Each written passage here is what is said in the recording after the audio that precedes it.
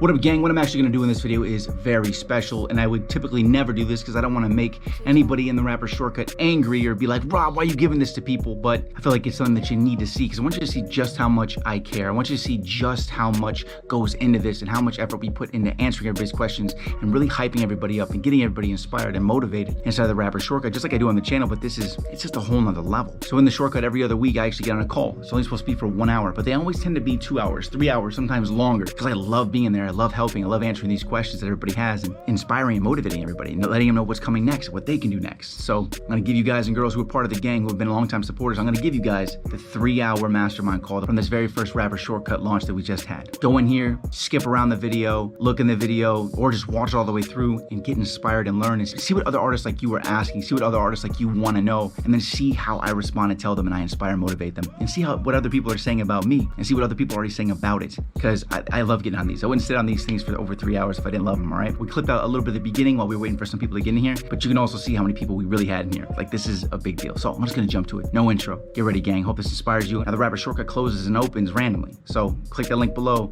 and see if it's open right now, while also getting your free Rapper Shortcut blueprint. All right, let's go to the video. Let's go. All right, first of all, let's just start like this. You guys have any questions so far about everything? Everything's so good so far. Yeah. Just You guys have been getting started with the courses that dropped today. Right. day one. Damn. You know what we should do? Yeah. You know what we should do? You taking the notes. Yeah, yo, I just got done like first class. Hey, you got a cool name, man. How do you say your name? Keon? Keon, Keon. Why the fuck did I say that? That needs to be your artist name. you think so? That's a dope name. Yeah. That's a dope name. Number one, I just want to tell you from the get-go, because it's week one, this is where you start doing your name.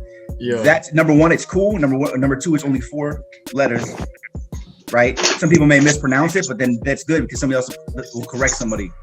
So you'll be all right. You'll be like, no, that's not how you say it. That's a good name. I'm telling you right now. I add that to my notes then.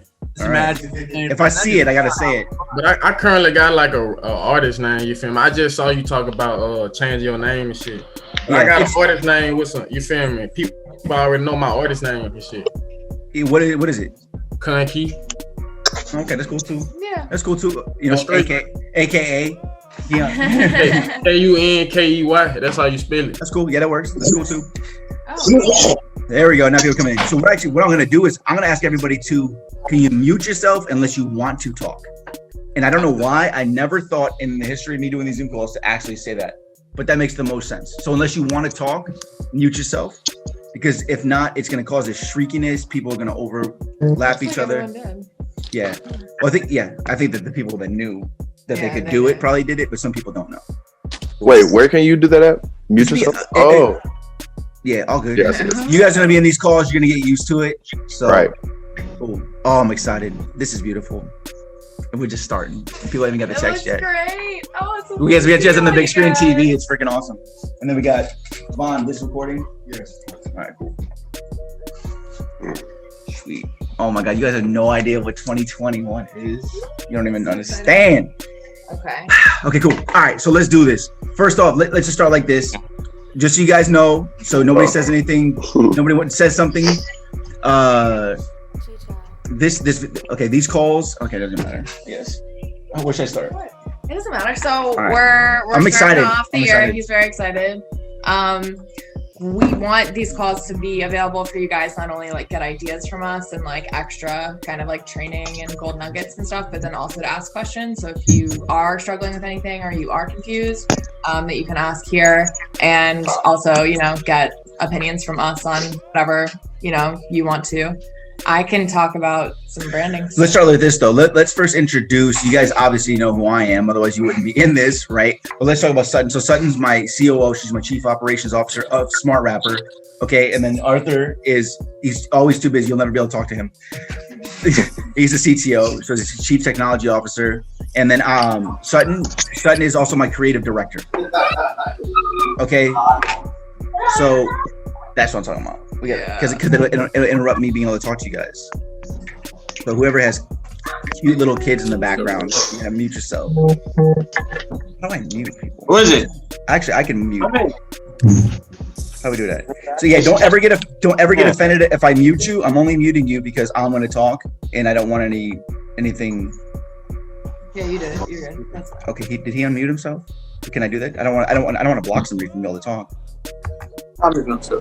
Okay, no, I see you can do that. Okay, cool. All right, thanks, guys. So I can mute and then I can ask to unmute. Oh, that's cool. I didn't know that. All right, so I'm gonna mute everybody. Because this is like individual stuff. What's up? He's I don't know what he said. What'd you say, bro?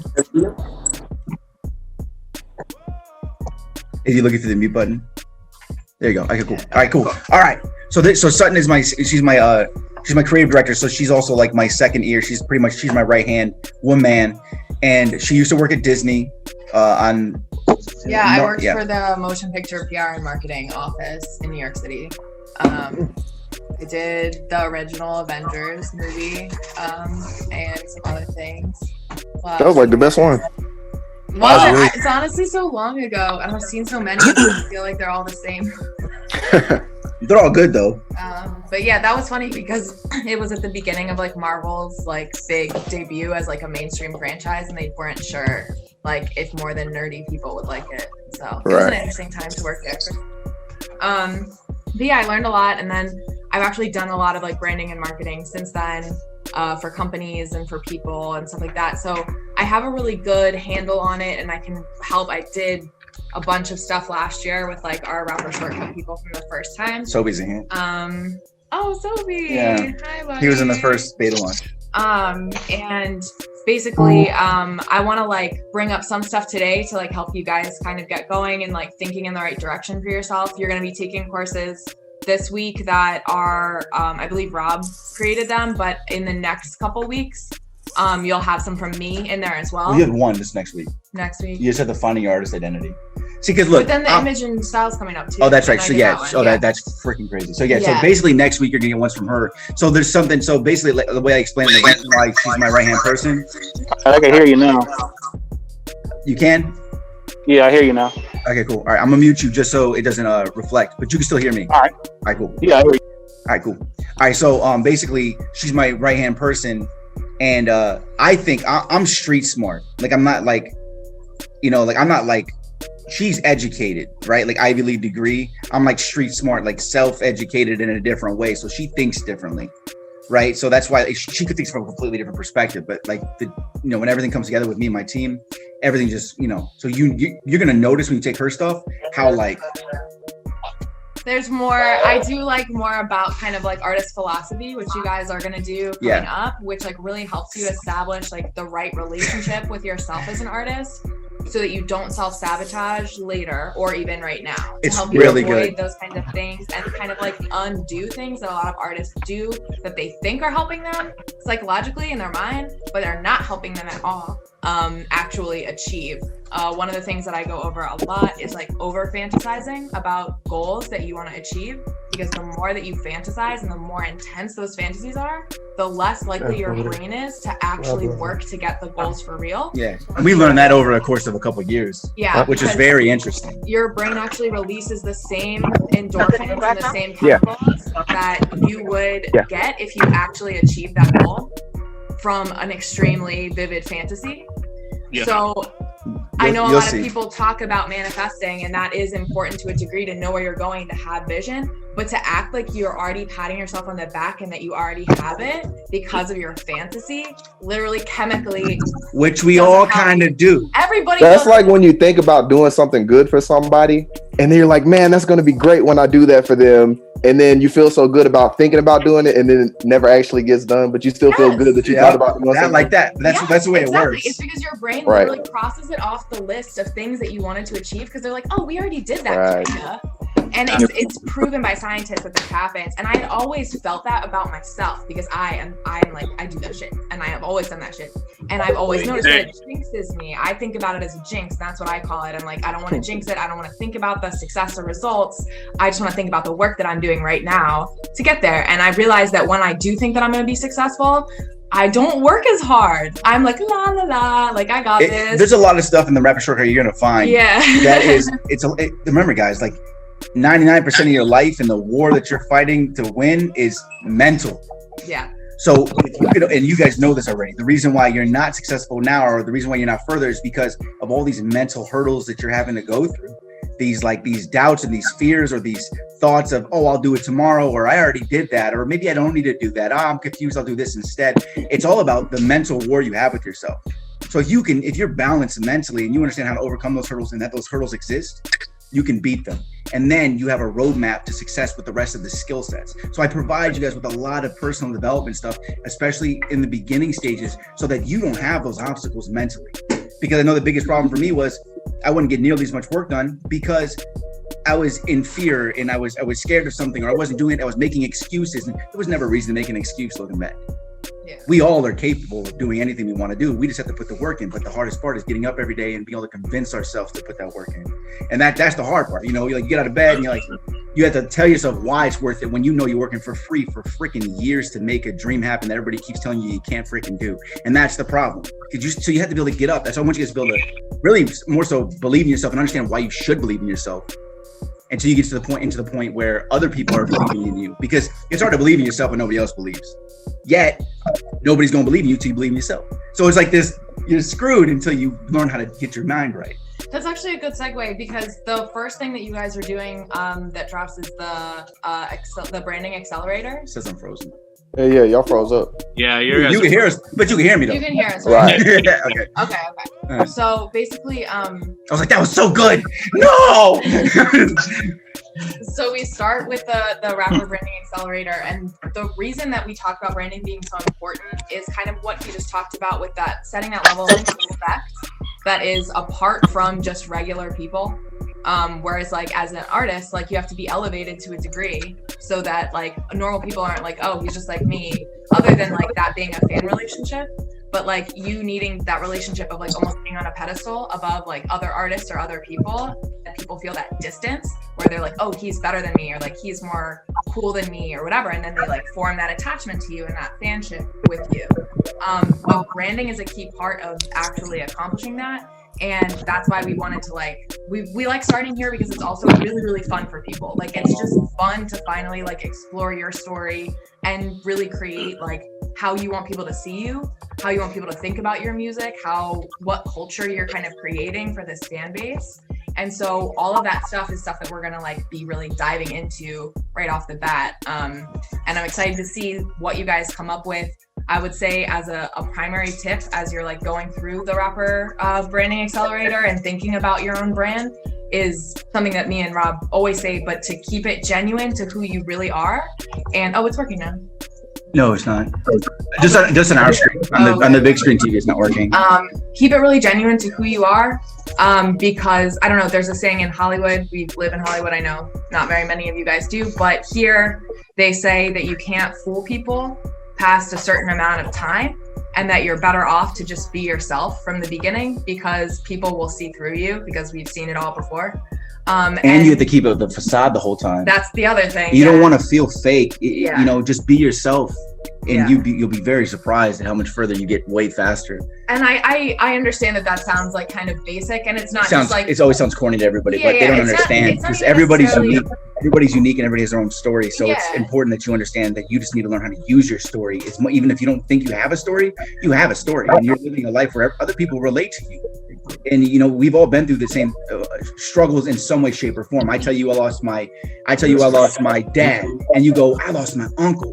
You know what I'm saying? Like, it's like we all relate to those things. So when you share your pains and you tell people your story, people connect with you, and they'll connect faster, as opposed to you just making music to be making music, which anybody can make.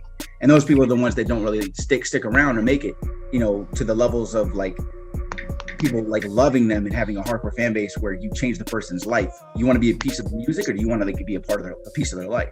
You know what I'm saying? Sorry. I wanted to. Stupid webcam. I wanted to talk about specifically is the archetype chart in your course? It is. Absolutely. Yeah.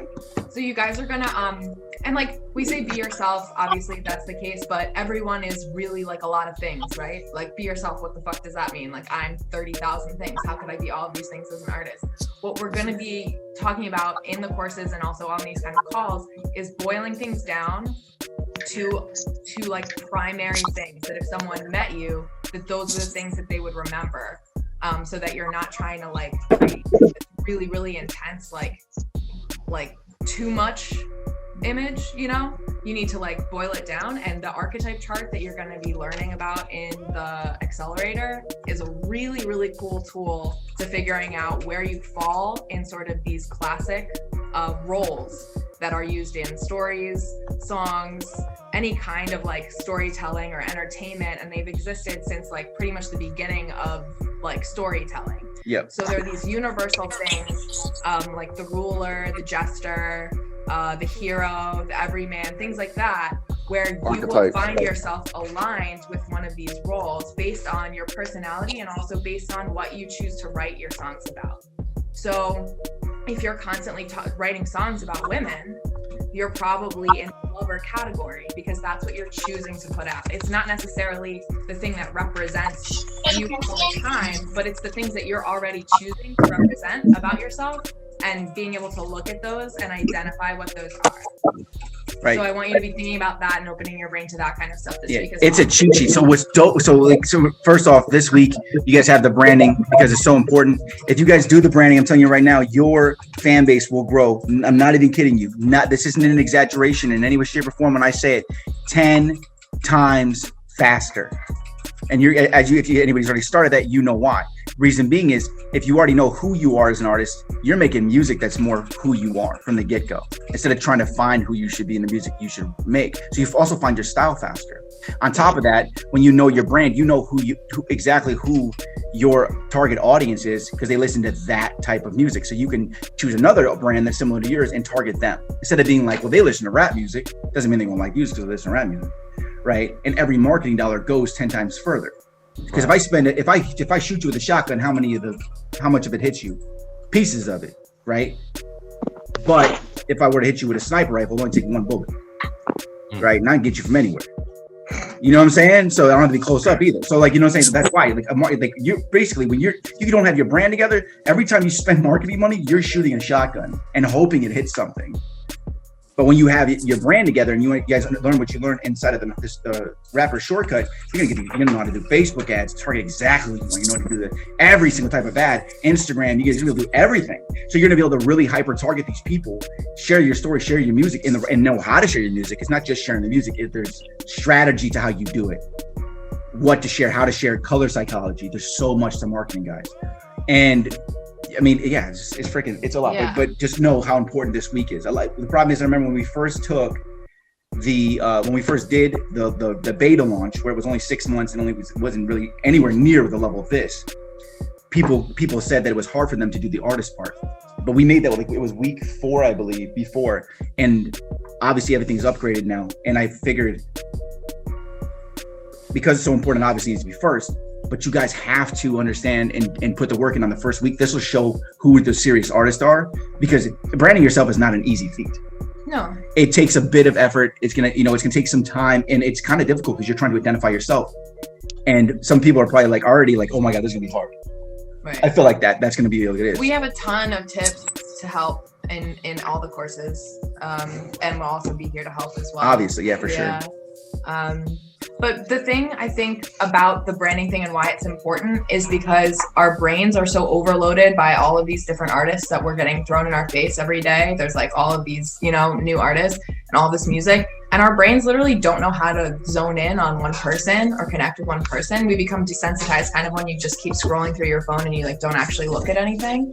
And the reason that we brand is because it allows the viewer to look at you, and it strikes certain things off in their brain that makes them be able to identify what they're looking at. Oh, I'm looking at a cool kid. Oh, I'm looking at a dork that is funny. Yep. Oh, I'm looking at blah, blah, blah. And just from that, being able to quantify what they're looking at instantly makes you 1,000 times more memorable to them. Yep. And now you're established as an identity in their mind that's concrete and chosen. Yeah. The music matches the image matches everything. Yeah. Yeah. That's when you really get a slam dunk, is when, because a lot of people have a great image, but then their music's kind of shitty, Or their music doesn't match their image. Yeah. Or they have great music, but then no image, it's like, oh, I don't even, who is this guy? Who cares? And you taking that effort and like putting it in your clothes, putting in your styling. In the image and style Bible that's coming up, we have an entire section on just hair and all the different hairstyles. It's so all amazing. The different like things and what they It's mean. a cheat sheet. And what all of those things, what is he holding up to? I don't know. What all these like different hairstyles, like different choices mean when you are like deciding like what you're going to represent yourself as. And when people see that you made those choices, even if it's just like changing your clothes from like just a random outfit to like choosing your colors. Oh, my colors are red, black, and orange. And then getting a wardrobe that fits and has like all black with like pops of red and orange on it. You just by making those decisions and like taking a picture like that, someone comes across that, it shows that someone's investing in you. They don't know that it's you, but you automatically look like a more developed, more privileged artist right off the bat because you made those choices, and it directly reflects positively, like even the smallest effort. That's why we want to get you guys like going on this, because we know that it may take a little bit of time to develop, but the closer you are on this, it's going to help you even choose what songs you release, what content that you decide to do to support those songs releasing. What's the flavor? What's the visual that goes with my form of music? Am I doing like flashy things, quick cuts because I have a energetic, excited energy about me? Am I doing something really like slow and trippy because that's what I am? Having it all match up is how you get that like slingshot. And what's beautiful is you'll start looking at other people and go, because look, remember, the reason we're starting with this is the first thing that a record label does when they sign somebody is brand them. Yeah. And here's the reason. That's why you ever see somebody who like was kind of whack before, and then a month later, suddenly their entire image is together, and then most people call them an industry plant out of nowhere. It's because the label got them, the label made their image, the label rebranded them, then the label put them out because they rebranded. And since they were rebranded, they knew who to put them out as a target. Now suddenly they're getting seen by everybody because that's how they know how to start the marketing. Yeah. So that's why they do it. And the reason, think about it, why would they brand somebody first? It's because they know if they don't, they're losing money on every marketing dollar. Yep. And obviously it's a business, they want to make the most money back. So that's why branding is in week one. Point blank, period. Week one is so vital. You have to find your brand, guys. And again, I know maybe a little bit difficult at first, but once you see the archetypes, you're gonna go, oh, that's so me. Yeah, that one's me, and then you can combine them with other ones. You want to do a maximum. Typically, you want to do 2 as a combination, and you're gonna cap at 3, but try not to use 3 archetypes if you can. If you do just have one, then that's also normal. But once you start to like really think about what your music is actually about, that's how I when I do calls with people and I talk to people about this specifically for them and helping them develop it on their own, it's always about the music and what you're talking about. It's not about how you want to be seen. It's not about what you think you are, or like, oh, I think girls will like this, so I want to do this. Don't do that. Never try to make your image around somebody's opinion that you're trying to get, or an audience that you're trying to get. That's an amazing, yeah, exactly. Because it's not organic, and it'll just seem like you're sucking up to the audience. It'll seem kind of fake because it's not real and genuine. You're just like, you're just kind of like a puppet. Like, oh, will they like this? Let me try this. Will they like that? Oh, I don't know. And then you won't actually. I did that for a lot. Most artists do at first, I was still being me, but then I was like making songs. I'm like, this isn't even really me. Then I hate the song. I'm like, why did I fucking release that shit? You see it happen a lot with artists that had a lot of success initially, and then their, currency starts to go down. So they're like, what can I do? Like, they try to do all this crazy shit to like attract attention, and it just feels kind of fake. And that's because they're not coming from like a real place anymore. But so when you're doing that, like, because I talked to a lot of people last year about this, and a lot of people would be like, well, I'm really funny, so like I think I'm the jester. And it's like, okay, well, are any of your songs funny? And they're like, no. Nah, I shoot people in my songs. Yeah, so it's like, okay, well then that's not the one. So like really think about it from that perspective. And if a lot of people as well, I know, are in a time right now where it's like, oh, well, I have a bunch of recorded songs, but they're not really what I'm writing about right now anymore. That's like my past. Don't feel like you have to like cater to your past music with this. This is about now. So if you're in a place where you evolved past something else, don't feel like you got to tie this image to your past. Because if you're writing about songs about women now, but you wrote a lot about songs about like family and struggles before, you're probably in more of like a woman stage. Think about it from that perspective. Or if you know that you're going somewhere, think about where you're going. Because a lot of people are like, I don't have any music yet. I don't know what I'm going to write about. I don't know who I am. Like, I get that too. That's all solved in the rapper shortcut. Yeah, no, like obviously, but like right now, if you're feeling lost, like in this moment, just go back and look at like songs that you've recently written down or ideas that you've recently like thought about writing songs to, or like what you know, everyone knows that like they have that kind of premise of a song that's like always kind of around, that's like on the tip of their tongue when you start, you know, on the mic or whatever, and like the same kind of themes always come up just from the bat. Like if you're not making an effort to write about something else, that is speaking to the thing that you're trying to write about all the time. So listen to that voice too, and think about that in the story as you're kind of going through the course and thinking about it for yourself. Yeah, obviously we're gonna let you guys ask questions. I'm gonna answer every question, especially since it's week 1. But just give me a second. I'm gonna try to reset this camera, but the audio is separate. So hold on. So I just want to make sure. I'd rather you guys see me. I'm doing a lot of hand gestures and shit. Why doesn't it work? Does it need to be plugged in? It is plugged in. I just replugged it in. Oh, I meant like to a charger. No, it is. It is. Oh, It literally is charging while plugged into the computer. See, I'm using a GoPro as my webcam because it's freaking amazing. But I don't know. Maybe let me reset the web. No, we can keep talking though. I'm just gonna reset the. I want to reset the. Yeah, go ahead. Yeah. I'm trying to think about other branding. So there's all. Fuck, there's so fucking much. Yeah, because it's like you're gonna go through all of this, and you're gonna have a bunch of notes on yourself, and we encourage you in certain parts to write specific things down. We encourage you to like cross-check with other people that know you, either like your friends or your family. Absolutely, because that's one of the things inside of it is I tell you, what would your friends say about you? Yeah, because that is what is going to help you. Now, one other thing in there that's massive: if you died today, what would people say about you at your funeral? Because that's who you are. Unless you were planning on changing your life tomorrow and you've just been like a piece of shit. Well, being a piece of shit is also a brand. That's true. I've seen somebody with a brand. He's like, I'm a scumbag, and I'm like, that's actually good branding. That was a choice. Because yes, that's who you are. And your music was also scummy, so that's good. You know, it matches. It sounds like I was gonna sound. He had a fan base. All right. Yeah, I'm just resetting this camera because I just installed this on my laptop to be able to shoot it for you guys. That's why it's like, man, garb. But yeah. So when you guys get to week 2, you're gonna be ridiculously excited when you see that Image and Style Bible. It's mind blowing. Something that comes in the Image and Style Bible too is like different mood boards. So when you work with a stylist, they talk to you and they interview you and they talk to you about your music and they talk to you about your image, and then they come up with mood boards. So they take their ideas and like ideas that they have for you based on your vibe and like style and what's in style now, and they create different examples for you and different ideas for you, and then you look at them all and you say, I like that one and that one and that one, and then they develop your look from there, right? So like that's what it is to work with a professional stylist. It's also so expensive, like it's freaking insanely expensive. So what we do for you guys, it's so expensive. I met with a guy. Oh yeah, it's like a minimum of $3,000 just a one like, day. They'll come make 10 outfits. No, it was for one outfit, and he was like, I'll give you my day rate of $750. That's my friend rate. This guy does like Janae Aiko and like a bunch of other like actual, like cool hip hop. Yeah, but you gotta buy the clothes too. And he also like hand makes a lot of shit, but like he wasn't gonna have to do that for me.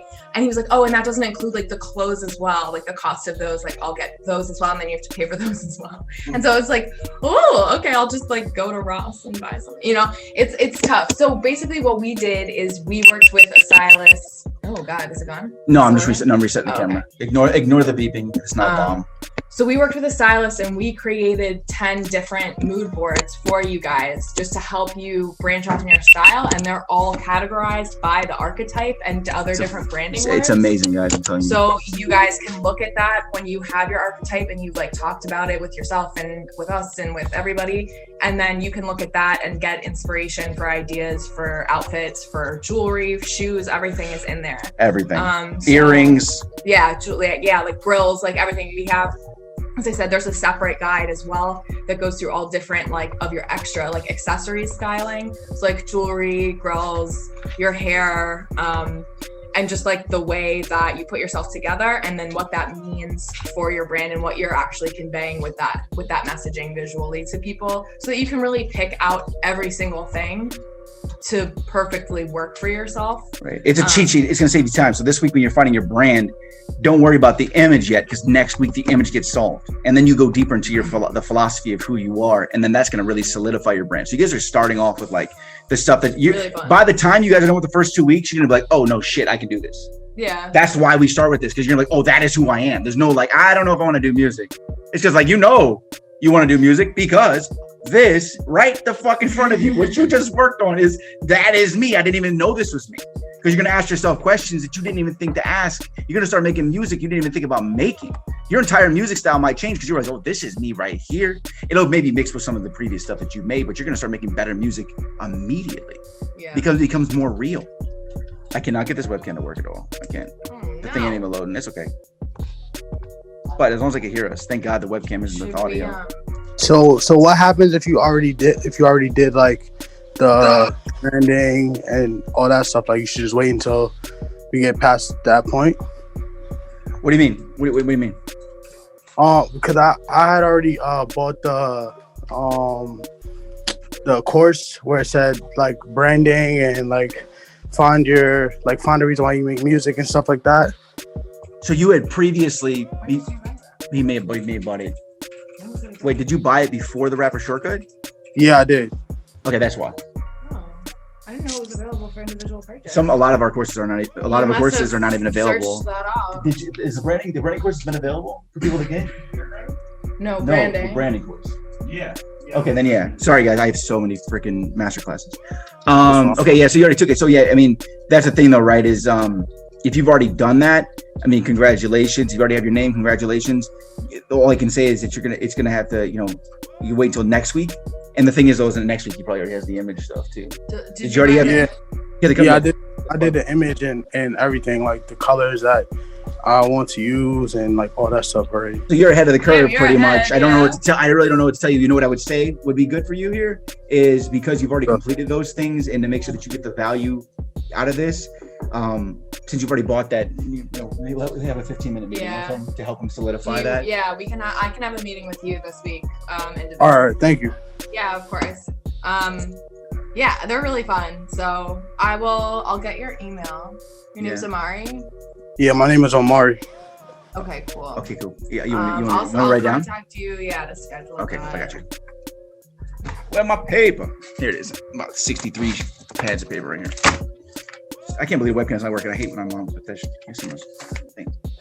Hey, buddy. All right, cool. So Omari, we got you guys. Now, also, no problem, bro. I don't want you to feel like I bought this and now I'm not getting anything out this week. No. Nah. I really joined because I wanted to get the marketing, like the marketing aspect of everything, and that's why I wanted to do the Rapper Shortcut, because I know like a lot of artists down for just like marketing and getting them and promoting themselves. Like more like, I know the image and all that is very important also, but I know the marketing has been my downfall for a while. Like, I have like a lot of music that I've made already in the past, and I just didn't know the right way to market it, so it hasn't really gone the way that I wanted to go, like release dates and things like that. There's a lot. There's so much that goes into marketing. That's why there's so many marketing master classes in this, man. So let me tell you guys a little bit about the marketing, because I'm sure a lot. Do you want something? Oh no, I was just saying, like, you're starting, the first step of marketing yourself is doing this branding. Yeah. Like that. Branding is marketing, as we talked about, and the reasons why. But okay, go ahead. Okay, so pretty much, let me mute this. Oh, sorry, bro. Okay, cool. So pretty much when it gets into marketing, this is what's beautiful about the marketing, okay? And a lot of people, artists, do not realize, and the things that I did not realize, and that is every single song that you ever release is always going to have a different promotional method and angle, okay? Every artist is going to have their own specific marketing strategy and angle based on their brand, right? So what's going to happen is I'm going to teach you guys all the marketing stuff, right? And what's going to happen is you're going to take all of the pieces and the ideas that you also get from these marketing strategies for your campaigns for marketing, and you're going to combine them, right? So if you get, let me say, I give you like over like 400, 500, 600 different marketing ideas, right? You then decide which ones would be perfect for each song, and you create campaigns around those. And most people think this. Tell me if I'm wrong. I'm about to drop this song and I'm gonna pay this company $500. They're gonna market it on Spotify, and then then that's all you do. That's most people, because like they don't know what else to do, right? You're just hoping that like, okay, this is a great song, this will move if I do this. Problem is that you don't know all these marketing things that you can do. You don't know, let me take this $500, let me put $50 here, let me put $50 into these choosing the right hip-hop pages on Instagram, but also to choose the right content to put on there. Then I'm also going to take about $100 and go on TikTok, but I need to tell them exactly what kind of stuff to make. And I'm not going to buy one influencer for $100. I'm going to get 10 $10 ones who have a solid audience, because it's going to start moving. Or do I save up because wait, $500 is not enough? Let me save up because I think this campaign that I'm going to do this time is going to cost me $1,200 because I already have it planned. You're making that strategy before you even fucking get the song mixed, right? But if you know the information and you know what to do, it just becomes so much easier. And also your belief levels in your music skyrocket, because you're like, I know I can market this when it comes out. I know what I'm doing now, and then you don't give up on yourself. Also, you guys got to realize too, another thing, sometimes it takes 2 years for a song to blow up, right? So understand that when we get to that point, that when you do start marketing a song, just because it's not moving right now, it doesn't mean that it's not an amazing song. Facts. Sometimes, it's a song, 2 years, sometimes longer. So yeah, a lot of people give up before, like, you know how when you are really annoyed at working on something and you're about to give up, and then you push through those last 5 seconds, and the last thing you did is the best thing that you did of the whole day, right? When you give up and you push through to the very end, that's like the same thing that happens with a lot of marketing on songs. People stop marketing them, and then they just fade into obscurity. Whereas if you just kept pushing, just that last, when you really want to give up and you keep going, that's when you typically pass that critical mass and you hit the tipping point. Yeah. Exactly. And that's the thing, is that a lot of people give up. Okay, I don't think it was the Imagine Dragons. I think it was Fun. I think the name of the band was Fun.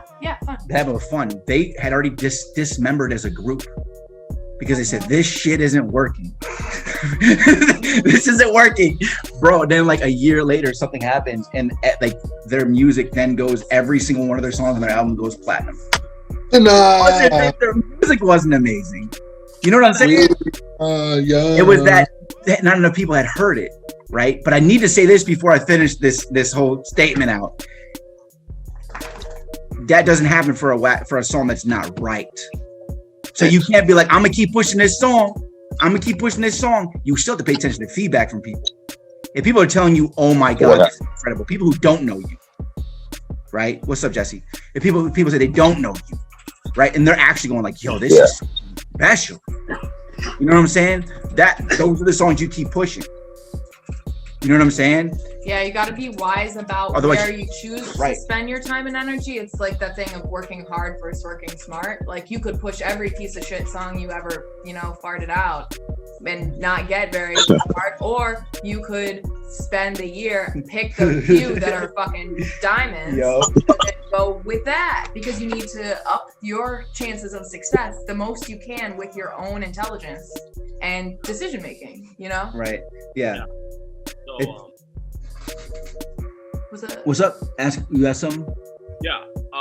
So when you guys were talking about like it takes about like 2 years for like a song to blow up sometimes.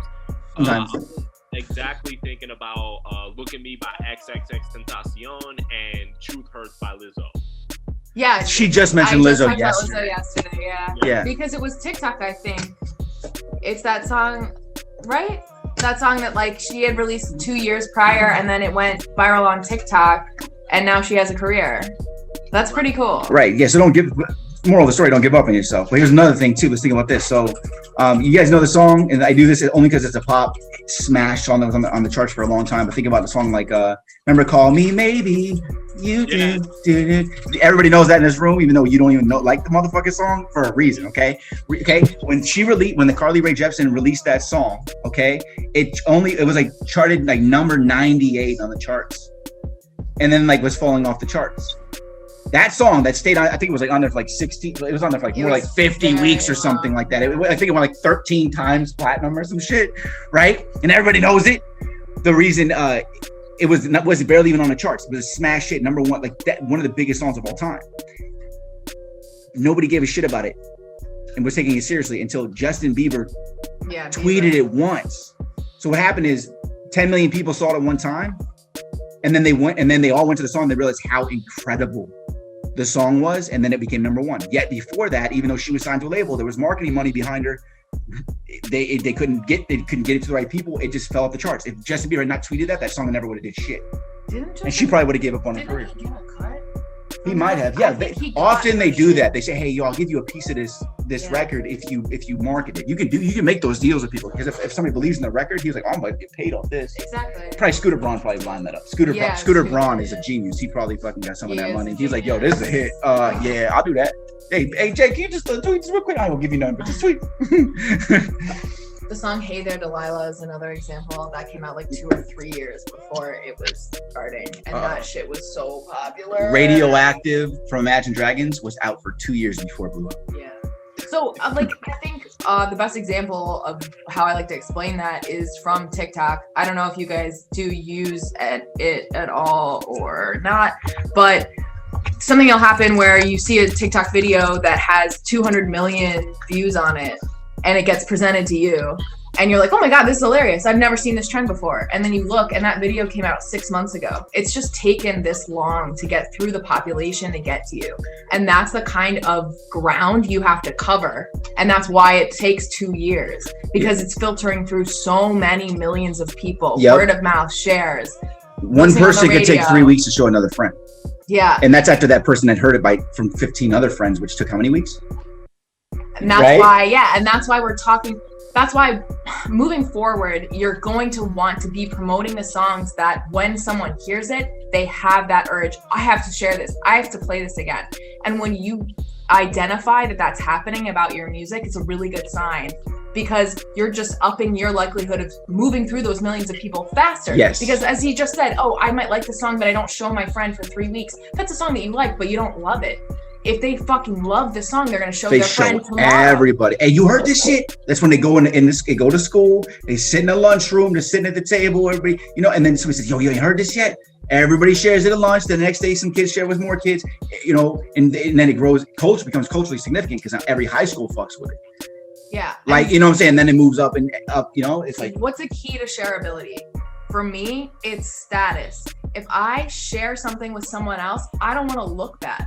I don't want them to be like, "Man, this is trash." Right. So if you know it's fire, you sharing it. Hey, you ain't heard that shit? You have a personal stake in that share. So that's what you're trying to do, is make anyone who shares your shit look good, look like the person that has the next plug, like that has like the next hot thing, because they're only trying to aggrandize themselves through you. Yep. So that is a part of the power dynamic of sharing that you have to conquer in order to get those shares so quickly that you can grow at millions, not waiting 2 years. Right. That's why if your song is incredible, it's like having, not to really have to reference this, but it's like having like the best Coke on the street. You know what I'm saying? Like, it's like, "Oh, that's that shit. I don't want nothing else but this. And I'm going to tell everybody about this." You know what I'm saying? Because it's going to get talked about the most by all the fiends. Fiends sell itself, face ass. Yeah. It's how it is. Like, the better it is. So that's why it's also like, you need to make records, songs that are absolutely incredible, and understand how to make those. And that's why also there's so much songwriting stuff in this, guys. And I'm gonna show you how to cipher, go through everything and filter through these songs and choose the best ones. Because when you get in, I think it is, there's month 3 there. I show you guys how I write 24 songs in a day, and you watch me do it in front of you.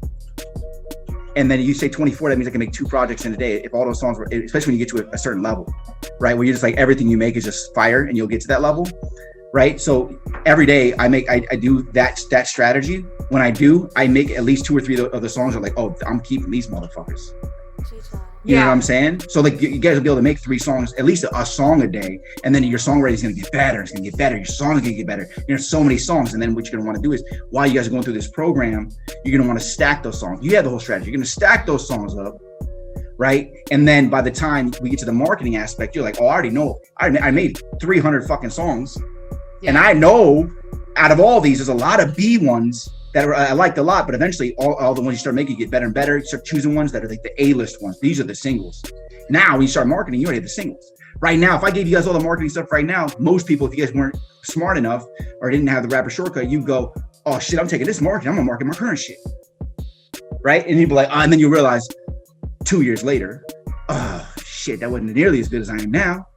I should have been focused on writing songs first.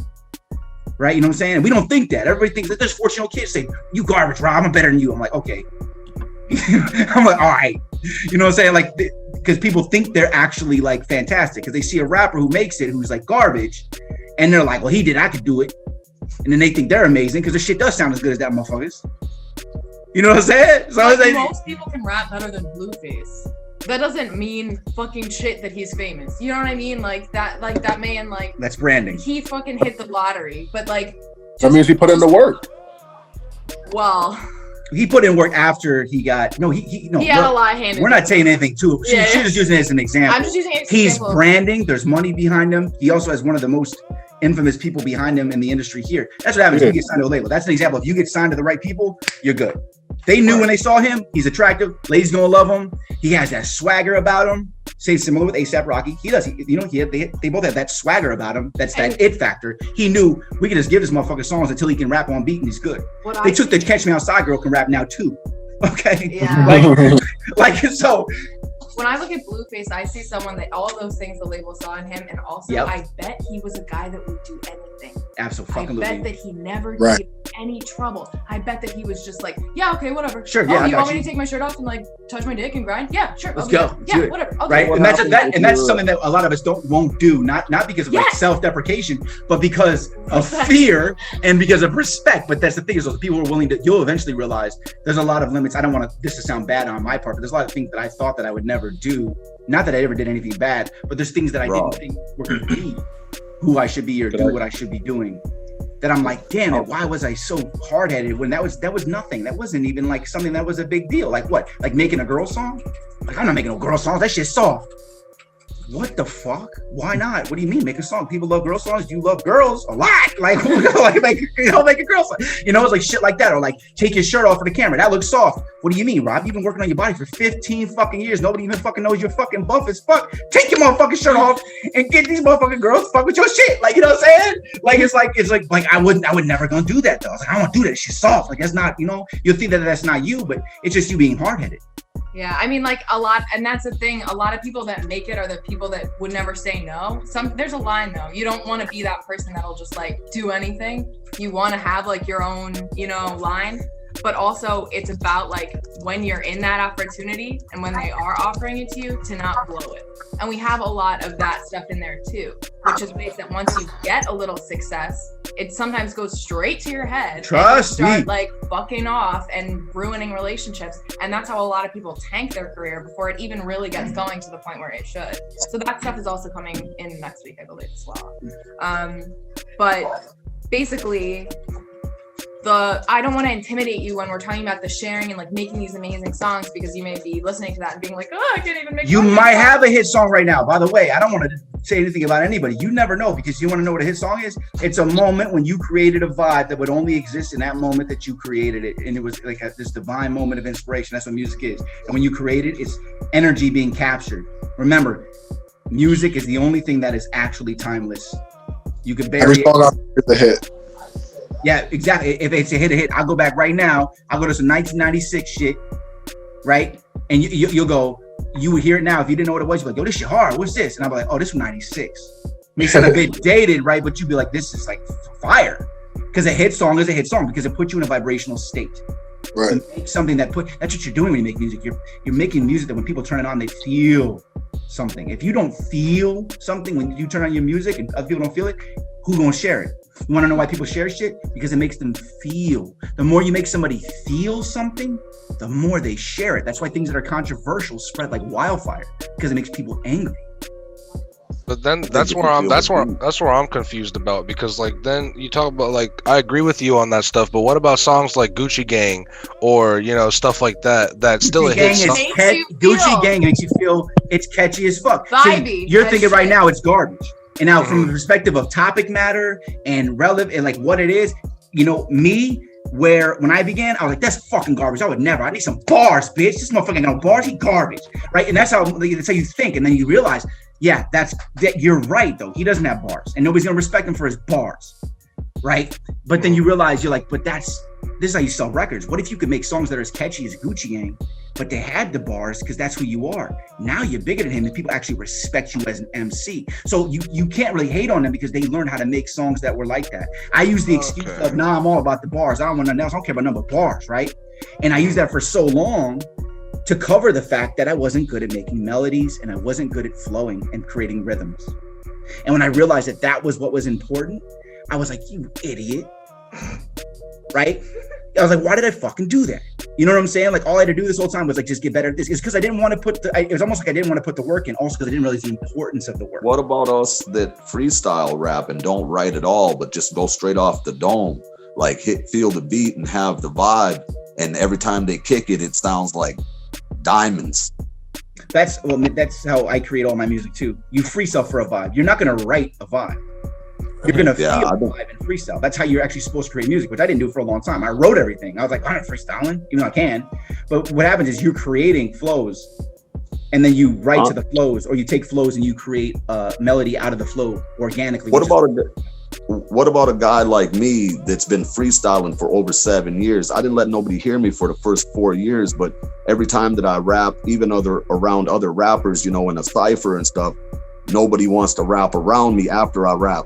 So what I'm trying to find out, like, I understand the branding and stuff. Me, I see it as the females are gonna like you, you know. But like, I want to get to the point where you push the music out there and let the people hear you. And, you know, with all these things going on in this world, man, there's so much stuff to talk about. It's crazy. So I don't know. I'm just really trying to soak up every ounce of game I can get. Well, this is going to be very helpful. This is going to be very helpful for you, man, because I can tell you've been freestyling for a while. Yeah, you spend a lot of time in your craft. That's important. And now it's time for you to take that and actually start making songs with it. And if you actually this is a blessing for real. You're going to be able to make melodies like crazy and rhythm and flows because I'll be flipping it up, shutting it down, pull it up. Yeah, and if I could add to that too, Jesse, I feel like if you can capture that, you know, if you got, you know, ciphers that you hop into, and when you do that, people are backing away, shying away and stuff like that. You can capture that good video content, stuff like that, put that would be your brand. Hey, this is what I do. This is who I am. That'd be hard as hell to get them to get on the camera though. Get you a camera guy. What do you mean? No, man. Everyone's got a phone. Your phone shoots freaking 4K now, bro. I bought a tripod for $20 the other day. You can just put that up, just start freestyling. Yeah, and he overpaid. I got one for 15. You know what I'm saying? So like, you know, like it's easy. Just do that, but then turn it on. And I know what he's thinking too, though, because there's this thing called the observed atom. Okay, and that's where if you know a camera's on you, it affects how you perform. Right? Yeah. It's how it is. You're like you're thinking about, because when you're freestyling, you got to create that flow, but then you're thinking, but the camera's on, you know, in the head. So right. So but you need to you need to record those moments, because when you do blow up, let's say you blow up, you're serious. If you're here, you're probably pretty serious. Oh, I ain't gonna quit until I die. You better have those motherfucking videos backed up, bro. Your fans are gonna love you for that shit. Yeah. Okay. So yeah. Okay. If you do it and it's not recorded, it's like it never happened at all. What's up, Lauren? If I could add something from what you said before about melodies and stuff, when it comes to songwriting, I don't know, because I'll be watching your videos and you be saying, oh yeah, creating a chorus is the hardest part. And that's like I'm not trying to brag, but like that's the thing that I'm good at. Like what I really is with my verses. Like my verses are good, but like I need to be stronger in that. Like I'm more confident in my hook making, and like I can make a catchy hook. You need me to make good. So let me tell you the fix, and I already have the solution for you. If you already know how to create, let me tell you what a song is. A song is 3 different melodies. Okay, you got your verse. You generally have your pre-chorus, and then you have your chorus. That's an entire song, unless you're going to do a bridge, which typically you don't because of the length of the song now. There's no middle 8, or it's considered a bridge. So look at this. When you're creating an amazing hook, you know what your verse is, or it's your second catchiest hook idea that you had. That's all the verses. That's all the verses. That's it. Literally. Yeah, you just take the second best. What's up? I just be trying to spit bars because I want to, I don't know. It's like my style is like I want to have some like vibey in the in the hook, and then I want to just give you straight lyricism in the verse. Like that's like so I can have both. I can have a good verse and a good hook. You know what I'm saying? Like it wouldn't hurt to add more of those melodies in there too. So it's perfectly fine. You could do that and then rewrite your lyrics to those other flows, those chorus ideas that you had. And combine them, like rap the bars for 4 bars, then see if the melody works for 4 more bars, then jump back to the rap and switch it up, keep the person entertained. There's a lot of stuff. I'm going to show you guys a lot of stuff. You're going to be like, oh shit, I didn't even think about that. Because you have to create a roller coaster. You can't just rap for 16 bars, the same thing, and it's, you know what I'm saying, and then a hook comes, nobody's going to want to listen to the 16 bars unless the 16 bars are entertaining, the bars are hard, and the bars have this type of entertainment value that's a catchy melody or a change up, a tone change. There's so many different elements. Okay. So what you're saying is if the hook is catchy where it's caught in their mind, then the rest of the song it'll be stuck. It'll be stuck if you don't carry the rest of the song. Bro, if I got on a roller coaster ride but I didn't get to experience it. I mean, like, I've heard of people say, like, if you create a really dope hook, even if your lyrics ain't the best, just because of the hook, 3-4 times the hook comes by, people catch on the hook, it's real catchy, and then the song will blow up through just the hook alone. I've heard that before. I'm not sure if it's a hook. Okay, let me clarify. A hook is what carries every song. So the only reason you ever listen to any song typically is the hook, or the song has a flow pattern that is really realistically the hook for the whole song. So what that means is, but here's the thing: a song will not go if the verses are not carried properly, because most people don't want to listen to a verse that's garbage, because the vibe is lost as soon as that verse hits. If I have this like crazy singing hook, like great example, you guys ever downloaded a beat that had a hook on it? Yeah. And it sounds really great. You ever hear somebody else rap on a beat that has an amazing hook on it, and you're like, what the fuck is this? The hook, you're like, yo, this shit hard. Yo, this shit hard. Then they start rapping, it's like, yeah, and then I put it in a pussy and da da da. You're like, what the fuck is this? You know what I'm saying? Then you turn it off. I'm not going to listen to a verse if it's fucking garbage. And that a hook with a verse, a beat lease with a hook on it is a perfect example. You have to be able to carry your verses. It's a roller coaster ride. How would you like a roller coaster if I said, listen, you're going to get on this roller coaster, but I'm only going to let you get on the roller coaster on the down parts. So you're not going to get the anticipation of going the click, click, click, click, going up it. That's what a verse is. It's called crescendo. You build. You start in the beginning of the verse, and it builds up, and then it releases. Music is all about tension and release. Tension and release is what makes music. It's the way that you put your bars together. What parts of the beat you're rapping on. Okay. If I were to rap on a beat, let me give you an example. I can make you feel something. If you turn on a beat and you wait to rap something, let me say it like this. Like, I'm a rapper like this. Yeah. I ain't fucking with this shit. Right. And now if you, damn, I can't really do it without a beat, because if you wait, you have to wait. There's tension that happens if I wait in the bar plays for like a quarter, and I jump in, and then I jump in on the second. And when that happens, that dissonance that happens, because I didn't jump in on the first, creates an emotion in somebody. So if I'm telling a sad song and you can make the song from that tension, you're creating that before you even say words in every single line. But people who aren't songwriters don't understand that. There's so many elements of songwriting, right? So you have to be able to carry a verse with the emotion that you want to carry it with to get them to the next, right? If it's a hype up, really crazy hook, like it's like, yeah, like, you know what I'm saying? You got to carry the damn thing with some energy through the whole thing to get them to that point. So you're saying it's like a story of anticipation and then a climax to the end of the book, kind of just like a movie, just like a book. Music is the same way. It's art. That's how it is. It's exactly like that, bro. It's crescendo. You ever notice that you listen to a song in the beginning, it's kind of not that loud? You ever notice in the last hook of any song you ever heard, it's much louder than the rest of the song? Right. And there's more background, there's more singing in it, there's more noise. It's because it's the end of the song, it's climaxing. Yeah, it's like an extended hook. Yeah. And what I wanted, which was good that you brought up, is that kind of philosophy of, oh, well, like my hook's really hot, so like the verses can like just be okay. We want to kind of push you away from doing that kind of thing, because someone else, I used to do a lot of singing lessons, right? And I was kind of a brat when I was, oh no, did it? You guys still hear us? Can you still hear us? Not if you can hear me? Okay, cool. Thank God. Yes. So I used to take a lot of singing lessons, and I worked with a Broadway coach in New York City, and I would go and I would be like, I had to drive 2 hours to get there, and I would be like, oh, I'm not really feeling that great today. Like, I don't want to, my full like speed or pace or whatever. And the teacher would be like, oh, you're not having a good day today? There's 300 people outside in a line having the best fucking day of their lives today, and they're about to come in the audition door right behind you. So your half best is not going to be able to compete against everyone else who's bringing everything they've got. So if you're ever kind of trying to be like, oh, I'm going to be like kind to myself on this, and like, if I can move on, when you know in your heart that like you could have done better, this is the time that you have to push yourself to keep working and push yourself to make those verses better, because that's all there is. It's a zero-sum game. If you don't push yourself to that next level, someone else next to you is pushing themselves past you.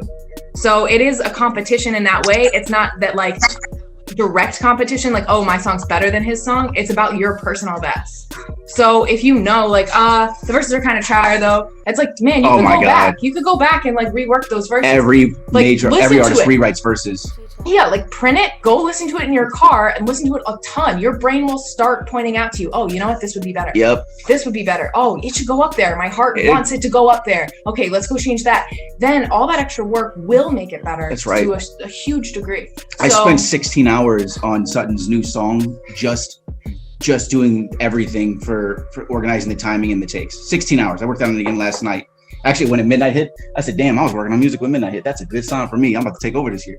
So like, you know what I'm saying? Like it's freaking, but that's 16 hours after the song. I wrote the whole song for her, right? I wrote it on Christmas, hated the song. The next morning, I was like, you know what? Let me go back to that song. You ever did that? You guys record a song and you go back to it. You hate it when you make it, then you go back to it. Like, oh, this shit hard. Like, you know what I'm saying? But no, all I'm saying is like, I still, even after I'd written the song, then she recorded her parts. I then wrote a verse for it. And then I spent 16 hours after that, just doing the organizing the vocals, you know, doing all the timing, the melodyning, the vocal lining, and just making sure it sounds amazing, adding all the instruments to the beat that were missing kind of a feel and a vibe. You guys, as soon as you understand that when you go above and beyond when you're making your music, every moment that you keep working on it makes it more and more special. A lot of people just like, song's done. Right, like that's not really how it works. You're not Migos. You don't get to like make a song and then hand it off to somebody who does the rest of the work.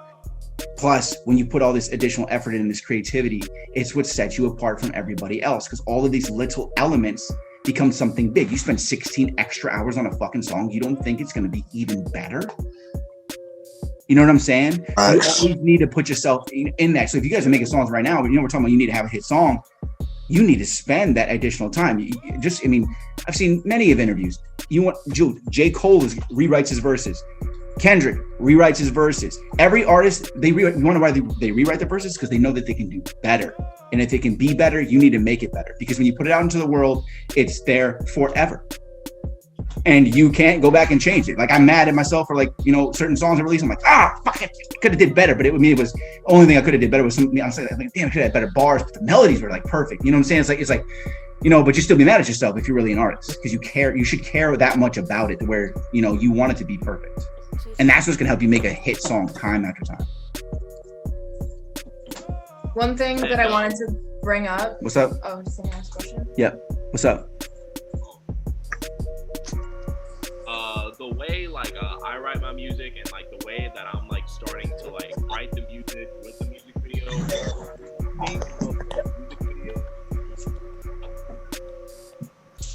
Breaking up, big dog. Yeah, I can't hear anything you're saying, and your microphone's really it's been low from the beginning. It's like pretty hard to hear you. Really? Yeah, it's really hard to hear you. Can you hear me now? Yes. Yep. All right. So, wow, I can't believe I have to get like so close to get the video. It's much better. All right, cool. So, the way that I think of songs and the way I think of music videos is write the music video before you write the song. So that way the song structure is like much more organized and the storytelling is there. No. The music video? No, what? That's gonna be. You write the treatment before the song, pretty much. What do you mean? I don't think that's a bad idea. I think he's thinking of it like how like a movie director would think about it, where it's like you want to tell out the story that you're gonna act out before you make the lyrics and the song. Right. But then how that would work is like my teacher when I was younger used to teach me like I would write a paragraph and they told me to like put a circle around it to like specify which parts blah blah blah, but they told me to write the circle after I finished the paragraph because there might be something that I changed that makes the paragraph longer and then the line looks messed up. So if you make the music video before, that's like drawing the circle before you write the paragraph. That's a great way to put it. And look, I actually really respect that idea though, because it's almost like you did. It's like you took like the idea of kind of what a director would kind of do is, except for obviously they'd already have the story, and they go in there and they organize it piece by piece. So it's kind of a really cool idea to do it in reverse. But the problem is that the amount of effort you're going to spend doing that, when you're going to realize 99% of those songs you do that to is going to be a waste of time because you're not going to make a music video for it. Number one, it's going to be extremely expensive for you if you do that. And you're going to have all these vivid ideas and your imagination is going to run wild while you're writing it. Then you're going to write the lyrics around it. And then you're not going to be able to make the music video you want because you realize it's going to cost you $73,000. Like, you know what I'm saying? You can't really do that. So you need to make the songs first, then you make the music video ideas after you know for sure this is the one that I'm going to spend my money on. Every time you drop a project, you're only going to have money for 1 or 2 songs. I would also say though, if that is part of your creative process, like if that's how you like visualize like the world of the song and like put yourself in an emotional place to write, or not emotional, but you know what I mean, the like mental headspace, then I understand that. I get that for sure, and I don't want to like interrupt your creative process as long as you're not too literal about it, like, oh, and then the car will drive, so like let me mention a car in this line. Like that's the kind of thing where you're integrating rational behavior into a creative process that doesn't need to be there, because we have 2 halves of our brain. We go over this in a course next week as well. One of them is a more rational side and one of them is a creative side. These 2 halves of your brain keep track of different things and help you do different things.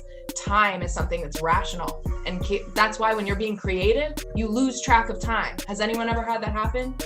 Where you're like every day music and you just lose track of time? It's because you're not using the half of your brain during that creative time that keeps track of rational things like time. It's not being accessed at that moment.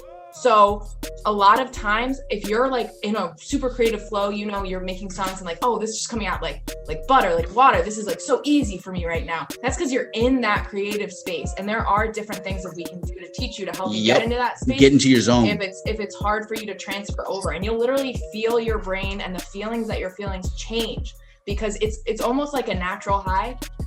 When you're in that like ultra creative space where you just feel free. Everyone knows what I'm talking about, right? That space gets infected by your rational side, and that will break that shit up faster than anything. That's why when you're recording and you're like, oh, for this take, I really want to make it be like this. That's your rational brain coming in and being like, hey, be like this. Then you do the take and it's trash. Yeah. It's because you're no longer in your creative space, because your rational brain's coming in and be like, oh, rules.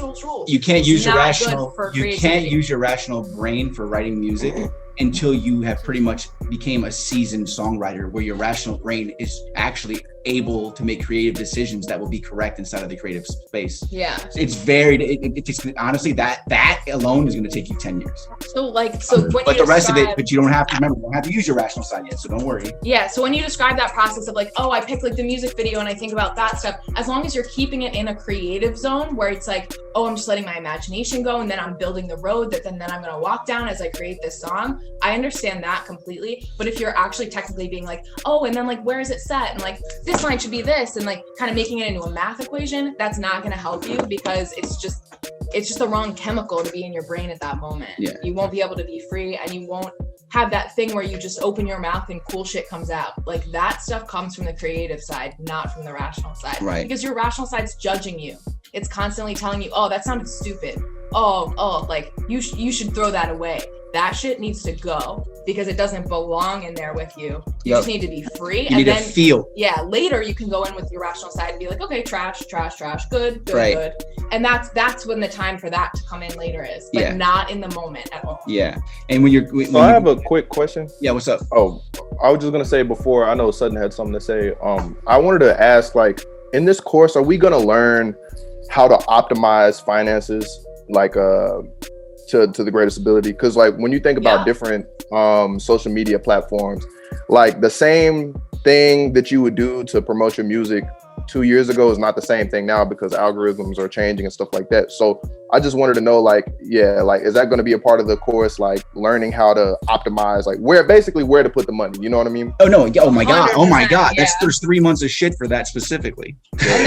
Also, Like, That's it. That's all I wanted to know. no, of course. Also, other things to help you like write off stuff on taxes for you as an artist, like save money. Like there's a lot of financial stuff in there that's coming. Yeah, so you guys need to understand that, right? So everything when you create, there's oh my god, there's so much stuff, guys. I'm telling you. So as far as that, so I even have master classes in here that shows you how you can spend, anywhere from $50 to $5,000 with small budget ideas. But like I told you, in the beginning, you're gonna learn so many marketing strategies that you're gonna combine your own sets of them. So I'm gonna pretty much give you this freaking list. It's like you're gonna go pretty much like to a place where you like McDonald's. You're like, I want the number 3 and the number 6 and then the number 24. You know what I'm saying? That's kind of like what it is. You're like, okay, that's gonna be delicious. You know what I'm saying? Like, so kind of on that same note, I know you're gonna have something about the LLC later. I watched one of your YouTube videos from I think like 2 years ago. I'm getting my LLC in a week. Is that same information gonna be like the same type of, like I could still use that, or is that outdated? No, it's never gonna be outdated. No, I mean, you're that good. information will be valuable for 20 years before it and 20 years from now, because from the way that business from that works. So really, the LLC, that thing that you did when you created your LLC, that is pretty much what that is. It's just so other people have that information and understand that this is how you create an LLC. And then right, and it's not hard. Like as you know, if you've already started yours, he can tell you right now, it's not hard to do at all. I had a question before we get like way too off topic.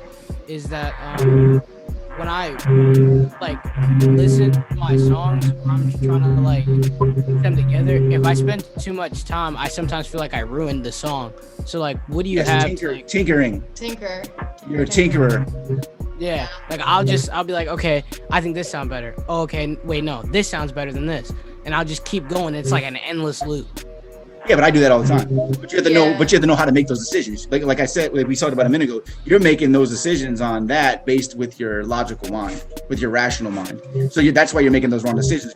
You don't know the songwriting seasonings yet. You keep tinkering. Now you have something that sounds like just this big pile of shit, and you're like, but it sounded so good 3 versions ago. So it's a fine line. You guys have to understand. Making a song is like 10,000 micro decisions. There's something that fun when it's good enough, when you have your own policing of your own tinkering, where you're like, hey, this is the point at which if I keep tinkering, I'm not changing the quality, good or bad, and you have to just let it go. I design a lot of stuff, and it's the same thing. It's like you gotta look at it or listen to it, and if your brain clicks, being like, all right, it's good enough. If it's great, time to move on. Right. Because you're right. It's like when you first started writing papers and you'd spend 3 hours choosing the font. You know what I mean? You can fucking sit there forever and just waste your time on things. Like if you just picked it and moved on, you'd be a lot further. So it is about like getting to know yourself and your own preferences about how things sound, but also like that can be a form of self-sabotage too, is like tinkering Too to much. the end Yep. and destroying the song. And that, and like I said, like I told you guys earlier, I spent 16 hours going back through and just doing that other stuff. But the only reason I'm able to do that is because I have the creative side and the rational, logical side that's seasoned with the writing. So I'm able to go back there and make every decision I made in that 16 hours was based on experience. I knew where to put it based on timing. I knew where to put it based on what my ear was hearing when I played it back. I knew which one of her tones to use and which one of the takes when I started doing the premixes. I knew exactly how I wanted to sound. I knew exactly how much of this to add, how much of that. You see what I'm saying? Only because I had the experience. That's why I'm able to spend 16 hours tinkering and it gets better and better and better. If you tinker in the beginning stage when you're making music, oftentimes you know something happens where the song loses that initial vibe that it had that made you so excited to make it. So you guys gotta watch when you do that. You know what I'm saying? You don't want to over tinker. If you want, make something where it feels like it's right. And remember, you can come back to it and then see if it makes you feel the same way and then adjust based on what you feel when you go back. There's so many different things. Like, there's no rules. There's no rules to music. Also, you may have a problem, not like in general, but just with anxiety, because I find that tinkering a lot of times comes from anxiety, because it's like I have like really bad anxiety, so it's it's compulsive. You can't stop doing it, right? Like that's the kind of thing, like when you're anxious and you can't stop pacing. It's like something that your body just like starts doing because it's a byproduct of anxiety. I have Asperger's, so what do you think about templates for vocals? Sorry, I think 2 people asked. Templates. Yeah, we have that coming for you guys as well. I have a question about I'm going back to financing. Yeah. Okay, that's actually a really like hard thing for me, like finance. Like, where do I find the money? Because I don't know how many people in this course are in this class are like still in their teens, but I'm 16, so all the money that I have to my name is I have $15. That's it. Exactly. I'm in that same situation. Yeah, where do I get the money? Where is it? And then like, go ahead. You should say. I can answer that for you. On top of that, like I was looking at the course and I'm like, well, I'm 17, so will I even be able to get the $25K loan that you were talking about? Yeah, you can't. You're not gonna be able to do it unless you're 18. That's the only thing with that. Okay, but that's okay. I encourage you to get jobs as early as possible, like especially if you're living with a parent, because once you become an adult, that money that you're getting from your job is going to go towards bills. Yep. But if you got a job while you're young, then you can kind of put more towards promoting yourself. Right. So let me wrap this up. Well, not wrap with this. I'm gonna be doing this. Let me answer this. Rob, you know, they don't need jobs. It don't matter how old you are. Affiliate marketing doesn't require any age. If you got access to a PayPal account, you can hustle, make transactions, and make way more money than you can at a job. Right. I was working since I was 12. I used to pack bags in New York City at 12, and I would make maybe $10, $15 an hour. Most people were getting $4.95 an hour. That's just to show you how old I am. But I never had a job when I was a kid because you want freedom. You gotta hustle hard. So I'm gonna let you go, Rob. Hit him with that knowledge. Yeah, thanks, bro. Yeah, so I know Jamar personally. He's freaking a genius. Okay, me and him meet up for lunch and we discuss like $1 million ideas on a very regular basis. So what he's saying was, when I was gonna say the job thing, that's what I was going to tell you, right? Like Cameron, like, yeah, of course, you're right. That was really, really good input. You need to start making money beforehand because you get to save most of your money when you're at home. But the thing is, when you talk about a job, you're not going to necessarily want to go to a day job. It's more like you can work, like what Jamar said is a job, but you obviously have to learn how to do it.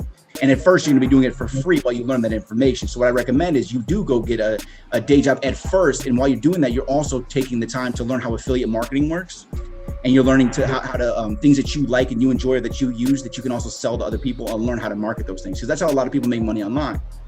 For example, not to self-promote, but that's why I provided an affiliate program on Smart Rapper, where if you sell any of our products to friends, you're like, hey, you should check out Smart Rapper, and they click your link and they buy it, you get paid. That's what affiliate marketing is. You show somebody something that you love or use, and when they buy it using your link, you get paid.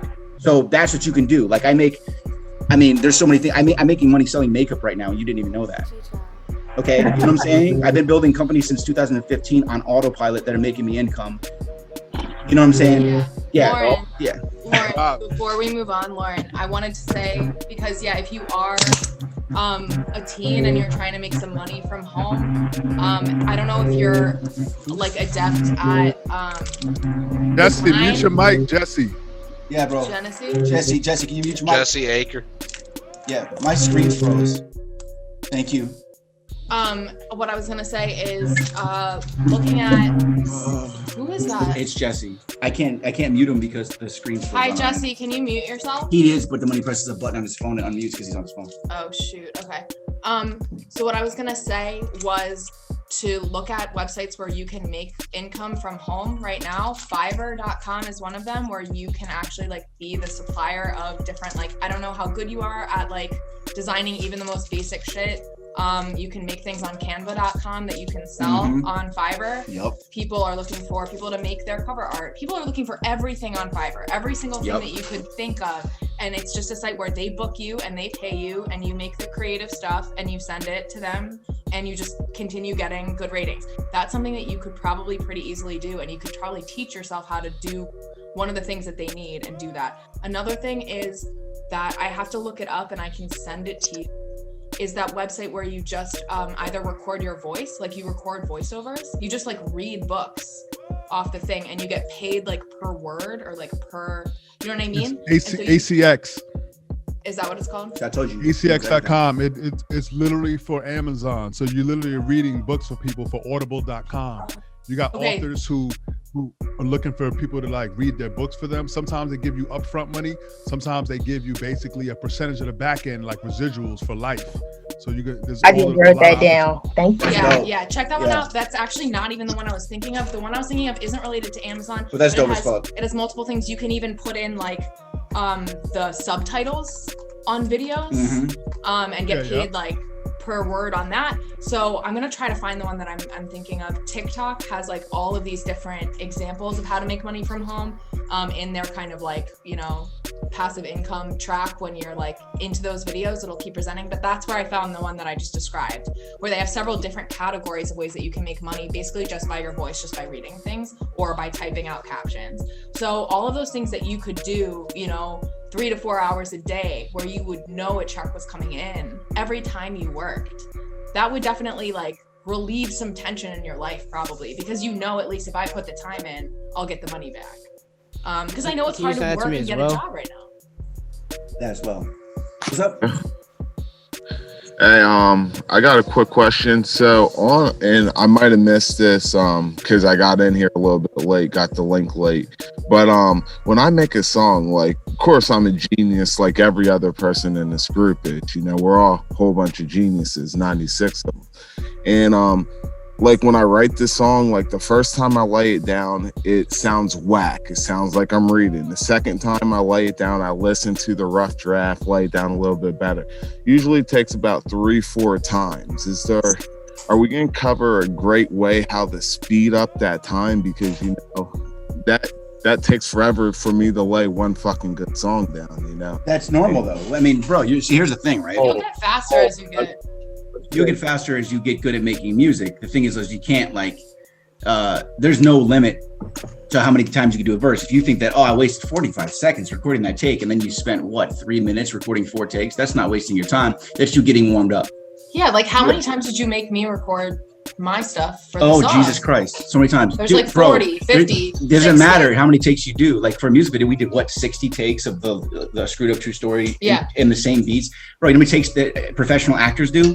There's no limit. Just so you know, whenever an artist, there are times, and Sutton can attest to this, numerous times, I'll do a whole verse, 1 take, and it's done.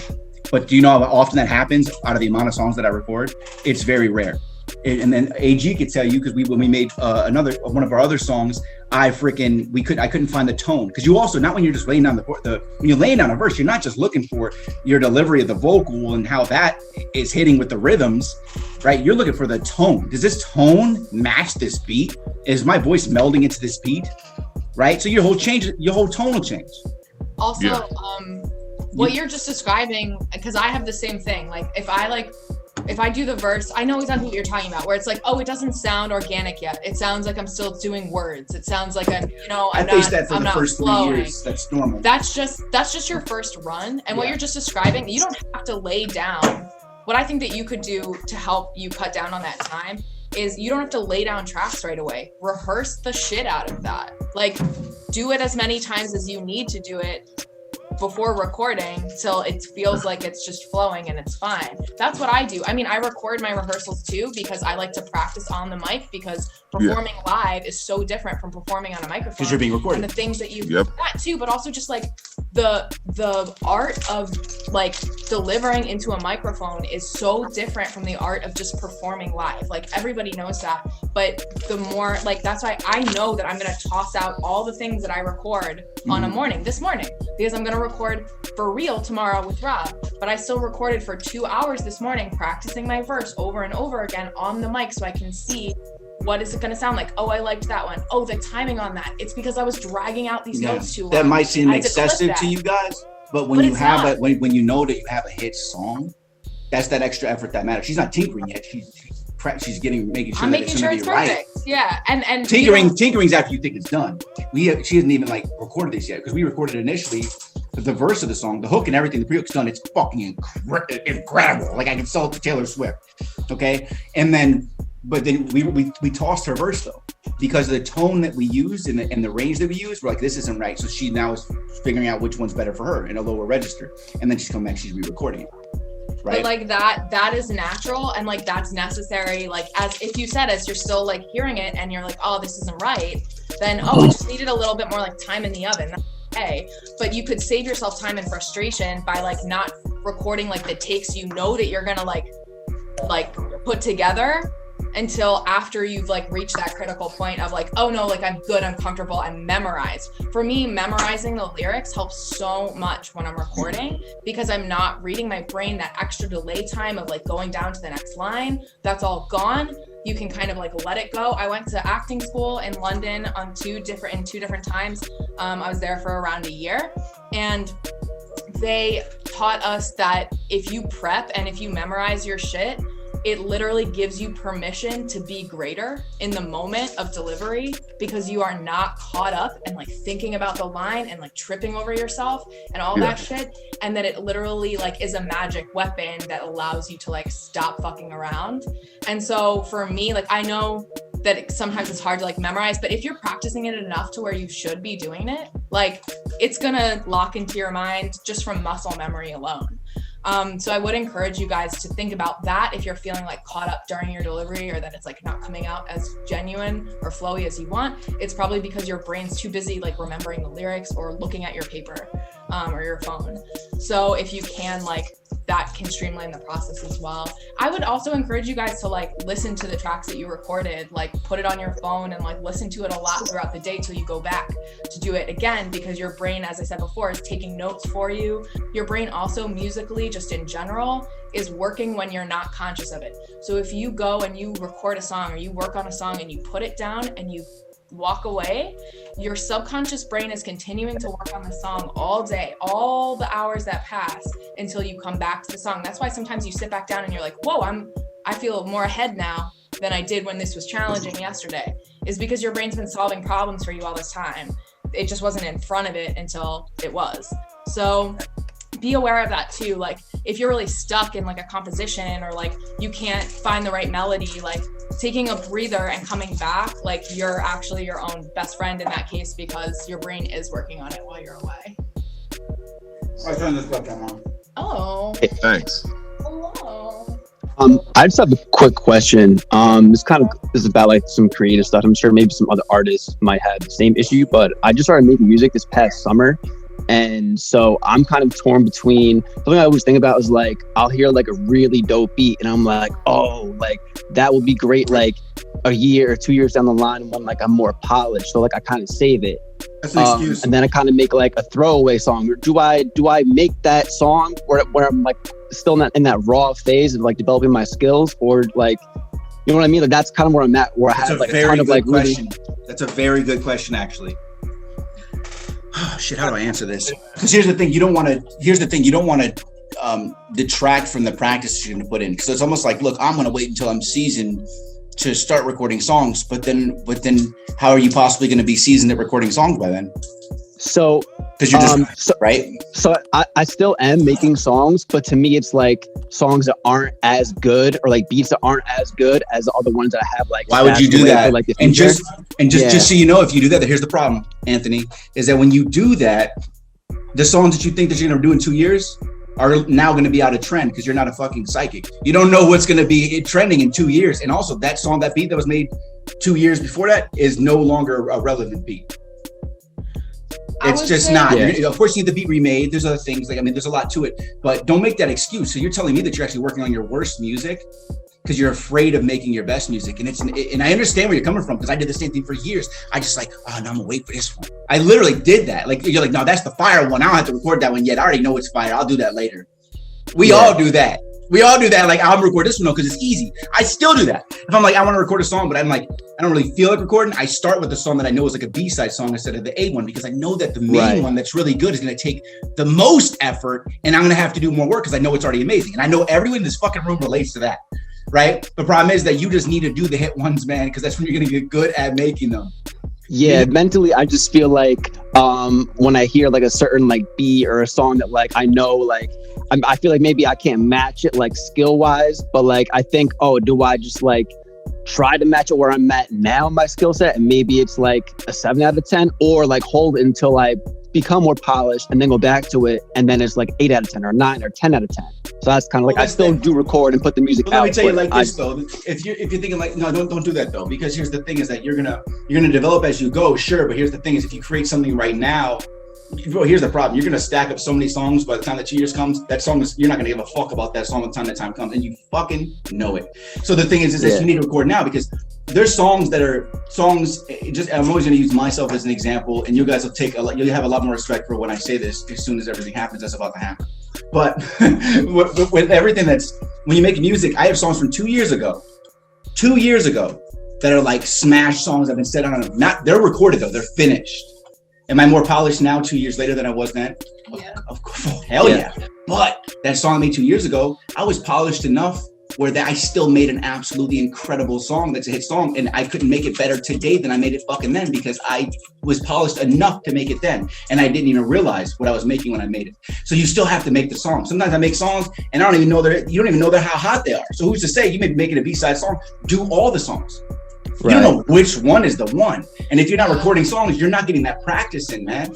And you're always going to get into the habit of being like, never making a great song. Now what happens? You got a ton of B-side songs. You give up on yourself because all your shit's B-side. Nobody fucks with your music. Yeah. I hear two things happening when you say that. One is that you don't believe in your own capabilities. And two, that you're over putting that, because you're hearing the beat, right? And you're like, I can hear myself on this being better, and I can hear it being a smash, and this is fucking good. And then you're like, I don't want to record it because I don't think I'll match my imaginary song that I haven't. You don't think it'll be as good as you think, right? Yep. And I hear it in my head. Maybe it won't. I'm sorry. No, you're fine. Maybe it won't match it. It probably won't, because that's literally an imaginary thing. I have the same thing sometimes with directing stuff. You have a vision and you see where it could go. And the thing is that life is about compromises.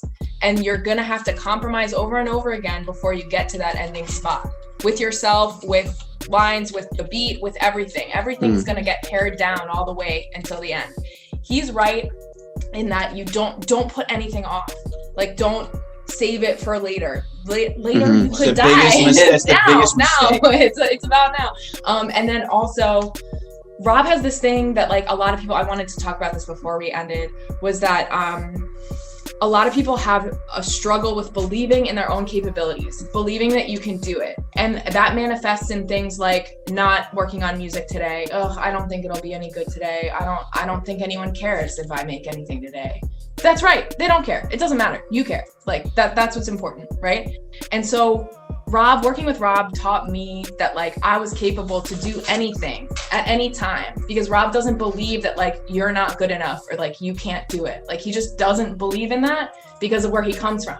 But what I realized is that for people that aren't Rob, most of us don't believe we can do it deep down. And so we're constantly making excuses for that. Oh, I'm too tired today. Oh, my family's in town. I'll do it next week. And that's just to cushion yourself from the fear that you can't do it, but you can do it. It's not that hard. It's just getting up and turning on the thing. If you have a trigger about this and you don't feel like you can make it, or you're not in your microphone studio, you realize that you're not around your mic at all, or you've been avoiding it, find something that allows you to get back there. For me, it's like, a lot of people struggle with working out. In my experience, I struggle with working out. If I just put my shoes on, I will go work out. So it's like, find that one thing, kind of like Inception, the little, like, piece that they have that, like, draws them back to reality. Find that one thing that can help you bridge that gap, help you remind yourself that it's okay to have good things come to you. It's okay to be good, to be better than anybody else around you, even though that's scary. Even though they'll try to hold you back, just so you know. Yeah, and we've been taught not to stick out, right? Like, to a certain extent, like, you don't want to attract unnecessary attention. But that's the only thing that's going to separate you from other people at this point. Like, the value is all here with you right now. You just need to develop it and cater to it and give it the love and attention that it deserves. Will other people tell you that this is stupid? Maybe. But it's like, as long as you know that it matters and you know that you can do it and that there's not some glitch inside you that's going to keep fucking up and keep ruining everything for you, that's a misconception that you've believed and taught yourself for a long time. But it doesn't have to be the story of your journey with this. Right. So I'm going to say something about this really quick. I'm going to help you guys tremendously. One of the things that I help you with is what is called environment design. right? You guys see the set on Smart Rapper. You see how fucking meticulously put together this shit is? Because I'm like OCD almost with it. Well, I basically am OCD with this. Like I want everything to be perfect. Here's why. The environment that you create for yourself before you create music is what allows you to get into the mode to create music faster. So like she had just said, and it's a perfect example. She said, I know if I just put my shoes on, I'll go to the gym. Well, environment design is when you do basically what I already do for the gym. I put all of my gym clothes on top of my gym shoes, and they're right next to my door, so that as soon as I walk out of my bedroom, it's in my way, and I know to put it on. It's already there. Now the problem that we don't start for a lot of reasons is this: I got to turn my mic on, I got to turn my computer on. I don't know which song I'm going to start on. I'll just do it tomorrow, right? And that's why we don't do shit. But if you set up your environment and everything is so easy for you to already access, you bypass 6 steps to getting started, okay? So when you do that, the song that you're gonna work on tomorrow was chosen last night, and it's on your desktop, and the Pro Tools session is already open.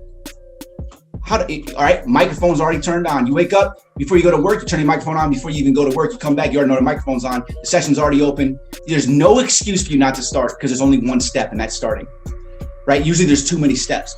So you guys need to consider like setting up your entire environment to remove distractions, okay? Any clutter, because an organized environment is an organized mind, okay? And then when you guys go to do these things, think about how you can do it for you. What can you do to be able to do whatever you're going to do faster, right? On this home screen of your phone, you should have a lyrics pad, right? You should have a tape recorder. It's literally how mine's set up, okay?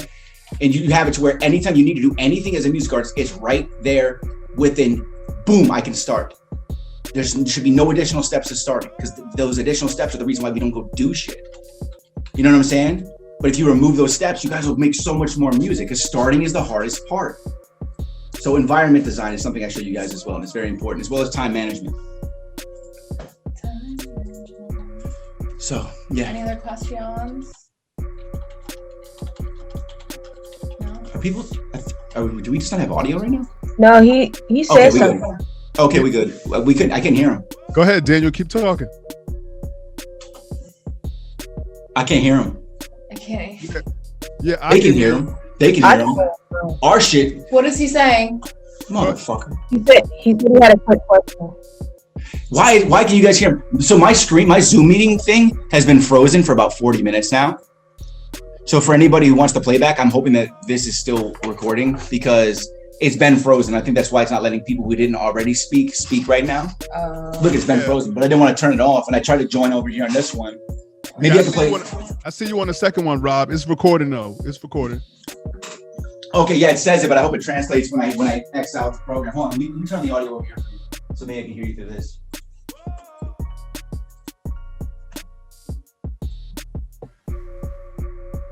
Audio, test speakers. That's it. But yeah, but I should be able to hear him here. I can't hear him through this one either. Can you hear me, Rob? I'm talking right now. I can hear. I can't hear you through this. No. Oh, you know what? Man, I hate when this shit does this. How does it says yes, it has audio, and then I go to play the damn audio, and it don't work. I mean, no sense. Dip and dash. Yo, I got that beat stuck in my head, Rob. You use that shit so much in your marketing. Yeah, bro, Drake used it too. I memorized that intro 1,000 times. I'm like, every time your videos start playing, I'll be like, dip and dash. I got that. That's so Was that the one with the expensive car and the girl was like dancing or something in front of the house? That was actually just throwaway. Yeah. That was throwaway footage. That wasn't even a music video. That was a really hard music video to edit, because we shot that video for another song. And so I could only use footage that was taken from like outtakes, or like the very beginning of a shot or the very end when he wasn't like delivering the lyrics. And those girls actually danced like a shit ton more to a different song. So I had to like change the timing of their moves and like to make it hit in the right spot. But that was really fun. That's crazy. Speaking of Rob's music, Rob, your new song, it's called Made It By Now or something like that? Oh yeah. Oh yeah. I'm telling you, you don't know about Made It By Now. They don't. Bro, y'all don't even know. I've been stacking my best songs for the last 2 years. I have 45 songs like that releasing this year. When I say this, Yeah. I have not been an artist for 5 years. I've been building this, and I just completed the shortcut. This was my goal. Now I'm an artist. On the 7th, I release something that's gonna go mega viral. I'm gonna get 100 million views on it. It's my life story. And I'm gonna show you a really cool marketing that I'm doing for it that you guys can all mimic and use your story. It's so smart. And then 7 days later, Made It By Now releases. And then 7 days later, another one, and then another one, and then another one. And I'm just gonna fucking explode. You guys are like, yeah, I'm gonna mastermind with that guy every week. Watch. Watch. But that's because you gotta have the records, though. You gotta have the songs. I'm sorry, I'm trying to get Hey Rob. Hey, that Built Like Me, that's my shit right there. Like I use that for a whole bunch of boxing videos and my boxing promotion, and I hope because the line on there, but that shit's it's on point. Yeah, hey, I want to tell you real quick. I appreciate it. I want to tell you something real quick. Wait, am I getting double feedback right now? Yeah. Damn it, I couldn't do something I couldn't do. Hey, I appreciate that, Dangy. Oh damn, I can't do the audio here. So I was trying to be able to hear you guys over there. And so One Armed Bandit. One of your songs is so catchy. I hope you like me. Like just that one, they say that all the time. Okay, Hey, sorry guys. Hey man, I'm still figuring this out. Hey man, I appreciate that on the Hope You Like Me Love, because I entered in that Legion Beats contest, and at the time I was working like a coal mine construction job, and I fucking hated that shit. Oh my god. But either way, when you shouted me out in the video for being like the funniest one and the shit, I'm like, oh shit, I'm actually on to something, Yeah. Yeah, it was funny as hell, for real. Like, yeah, he did it earlier when he said, "One Armed Bandit." Why I know that? Oh yeah, I hope you like it. Like you thought that, like it was just that shit gets stuck in your head. All right, anyways, all right, yeah. Does anybody have any other questions? I'm sorry. Where did what's his name? Daniel? Yeah. Who was it? Daniel, right there. Yeah, sorry. Yeah. Can somebody tell me what he asked? Can you type what? I can't damn this thing. I can't believe this thing froze. Ask your. Somebody tell me what he asked. Yeah.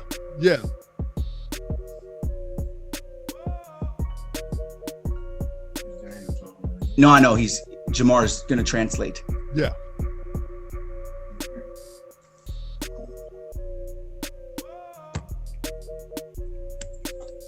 It's a long question. He's gonna go for the green with this one. Yep.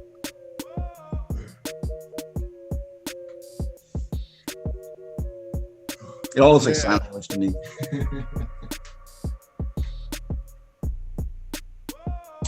Yeah, absolutely. So Rob, what Daniel was asking was, he can tell that you've done a lot of personal development, and he's into personal development. And obviously a lot of artists, sometimes they don't put music out because they're insecure about things about themselves. So are you going to recommend books in the mastermind? Are you going to go over stuff that helps people really solidify their mindset so that they can push through those things? I think, Rob, I think he wasn't here in the beginning. Yeah, he wasn't here in the beginning. He wasn't here. You talked about that already, but it's one of the biggest parts of this entire thing is personal development, because like I told them, 99% of the war between you and your life and your dreams is all mental. So it's all about overcoming the hurdles. And that's what a lot of this is, especially in the earlier stages of this, because if you don't have your mind right, you're not balanced, you will not be able to follow through with your dreams. So don't worry, that's massive. That's why you even start with the time management stuff, because that's big. You know what I'm saying? The course next week, the artist identity. And then that's exactly the one next week is going to massively help you with that. But I think it's also it's about that'll be really big. Yeah. All kinds of skills. Like I just talked about the environment design. Those are things those are personal development, life skills. You know what I'm saying? There's tons of stuff from all the books. Oh my God, so many books. But yeah, you're really gonna like next week. There's a lot of stuff about personal development in it, and a lot of it is taken from college courses I attended, or actual psychological research that will help you not only get through problems but also avoid other ones that are coming as you keep working and as you keep growing and finding success. So I'm excited for you to go through that one. It's one of the most well-regarded ones that you guys get. What's up, Jamar? Go ahead, Nate. I can't hear him. Jamar will translate. I can hear you, Nate. Go ahead. I'll translate. Yeah. He gonna translate. I can't believe this is happening. Maybe I need to learn how to turn it off and then be able to turn it back on without losing it. I might have to pay for another host so that I can swap host to that user and then swap it back. Or I'm just gonna go buy another laptop. Yep.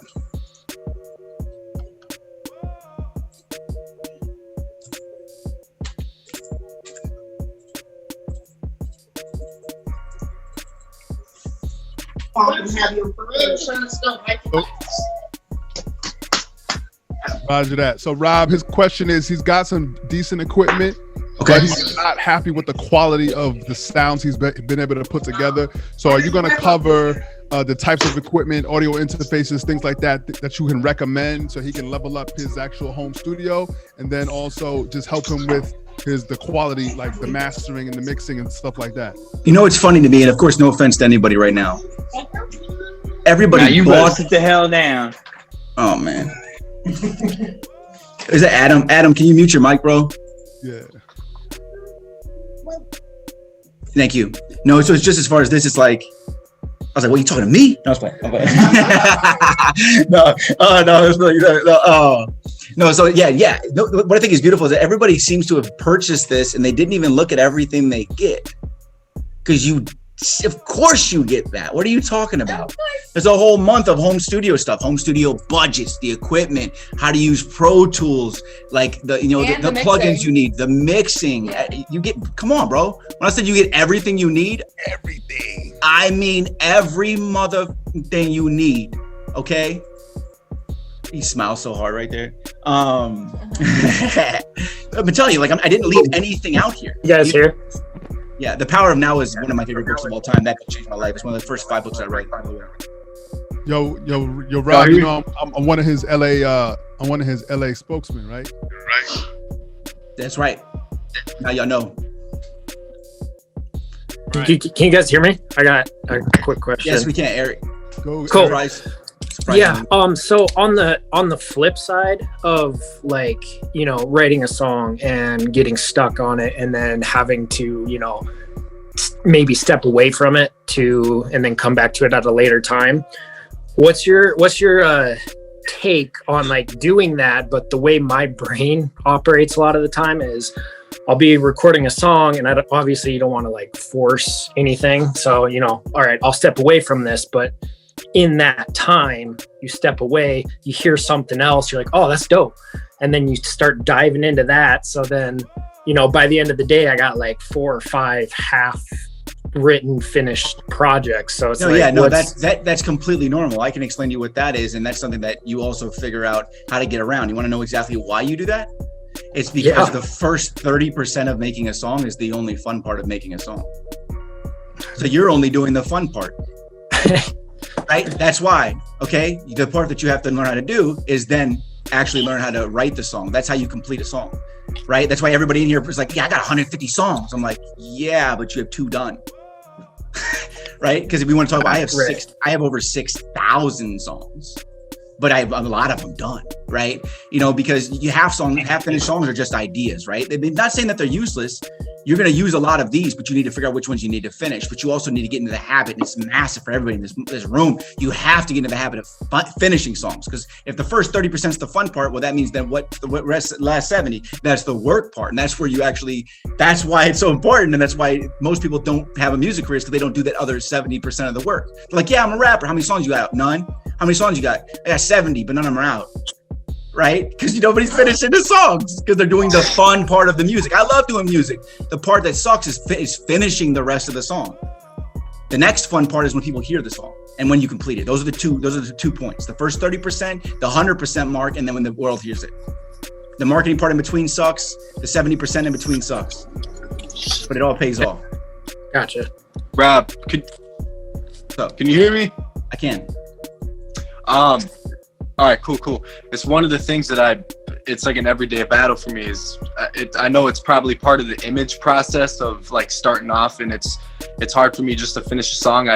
I started making my first one probably about 10 months now, and I always have like these other ideas to try other beats or make my own beats, like stay with the unique sound or go with the mainstream, and it's like it always gets in the way of my creative process. And it's like, that's one thing I just need to get out of the way, is just get more into like my freestyling and unique, you know, just getting it done. And that's one thing I always, so one thing it's like an everyday battle with me. So yeah, well, here's the thing is I can already tell just from the way you're saying things, you have all these fucking mental hurdles that are holding you back, right? So you have all kinds. Yep. And no offense, you know, because I say this too, even for myself if I ever do it, but they are all excuses. But I know that you know that they're already excuses. But here's the thing: when you're making music, don't make music for other people.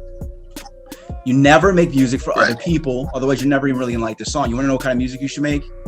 It's the same thing Sutton told me. You make music that you would listen to. And it's often you make music for you. That's one thing. Right.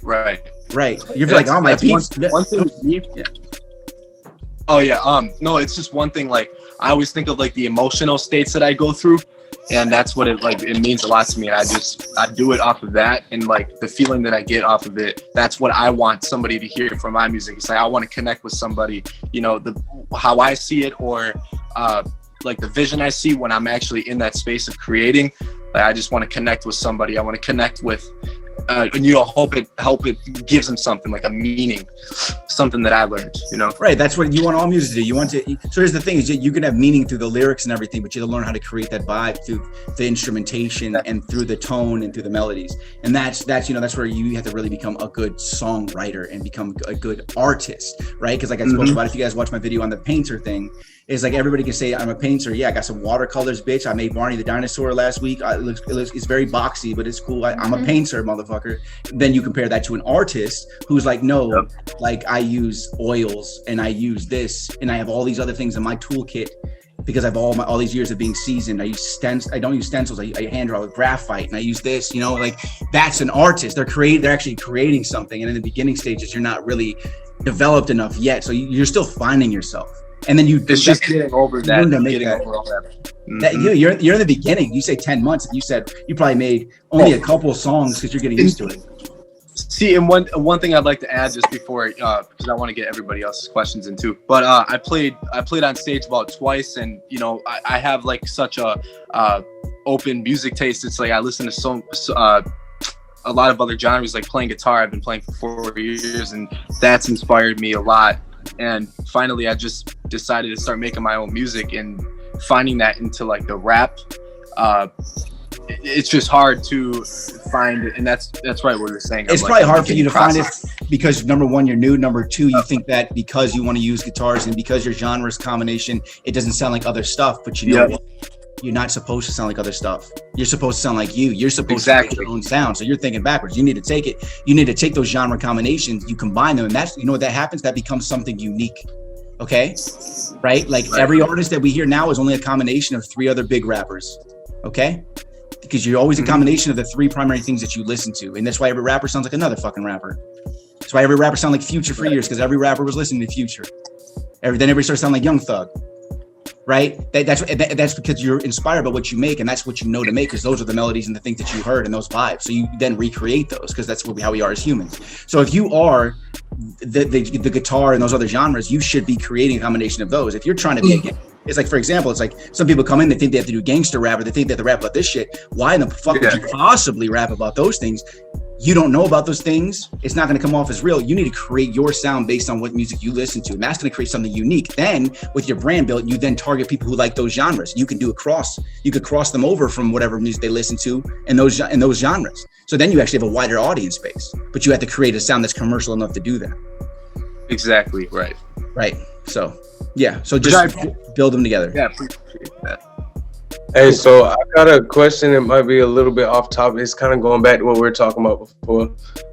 You had mentioned the loan thing. So obviously I'm above 18, but what's up with the credit thing on that? Okay, let me explain this. So everybody knows here, just so like we could be, because I put it on the page, on the top of the page. I explained what it was. Some of you may got it before I did that, but somebody said, hey man, you should really put that on there so we understand. I said, okay, cool. So I put a section on the main page before you got it, just explaining it. So let me clarify what this is, because I know everybody in this room is now their faces got really close to the microphone and the camera, because you want to know about this. Okay. So this is what I learned. This is really cool. Basically, so it works through credit. Okay. So you're able to go in, and I'm going to show you everything. So 1.5 hour course. Okay. I'm going to show you you're going to be able to go in and you're going to be able to, how do I explain this? Hold on a second. You're not going to go in, you're going to be able to understand how this process works. Okay. So you're not going to have to do that work, but you're going to understand the process. You have a credit score. And I didn't understand how important credit was in life. Okay. But when you have enough credit, it means that other people, such as banks, such as car financing companies, they then trust you based on your credit score, because your credit score is what tells them, yes, I trust this person. Okay. And I never cared about credit. A lot of you here, you know, like Remy right now. Oh, he's just yawning. I thought he had his jaw open because he's like, I fucked my credit up. I was like, no, all good. No. So what happens is so you're able to do something called a trade line. Okay. And what a trade line is it attaches you to someone else's credit. And you then, it's basically like a rapper cosign. Okay. Think about that, right? It's like Drake cosigning you. Okay. He's like, oh shit. Now your credit score skyrockets because you're now connected to that trade line. Because it says, I trust this person to be on my trade line. And you could buy trade lines for your credit. And after you buy a trade line, you then open. So let's say your credit score is, this is how it happened for me. My credit score is like at 520. I went and got trade lines. They kick in. And then now my credit score skyrocketed to like 720, which is really good out of nothing. From nothing to credit score. Then while you have this credit score, you go and you open all of these different accounts to then build your own credit, right? So then I went to Lowe's. They gave me a $5,000 card. I went to Best Buy. They gave me a $5,000 card. I went to the bank. They gave me a $10,000 card. Now I have $20,000 in my own credit just on the side. So when the trade line goes away after a month and a half, I now have established my own credit. And then you can repeatedly do this. So it's like really crazy. So now that I have all this credit, I can go to a bank and be like, hey, here's my credit. And now I'm able to actually get a loan from them because your credit proves and shows you have credit history. So that's how it works. That's how that works. That's a freaking loophole. And yes, it is 100% legal. If you live in the United States, you're able to do this. Hello? Yep.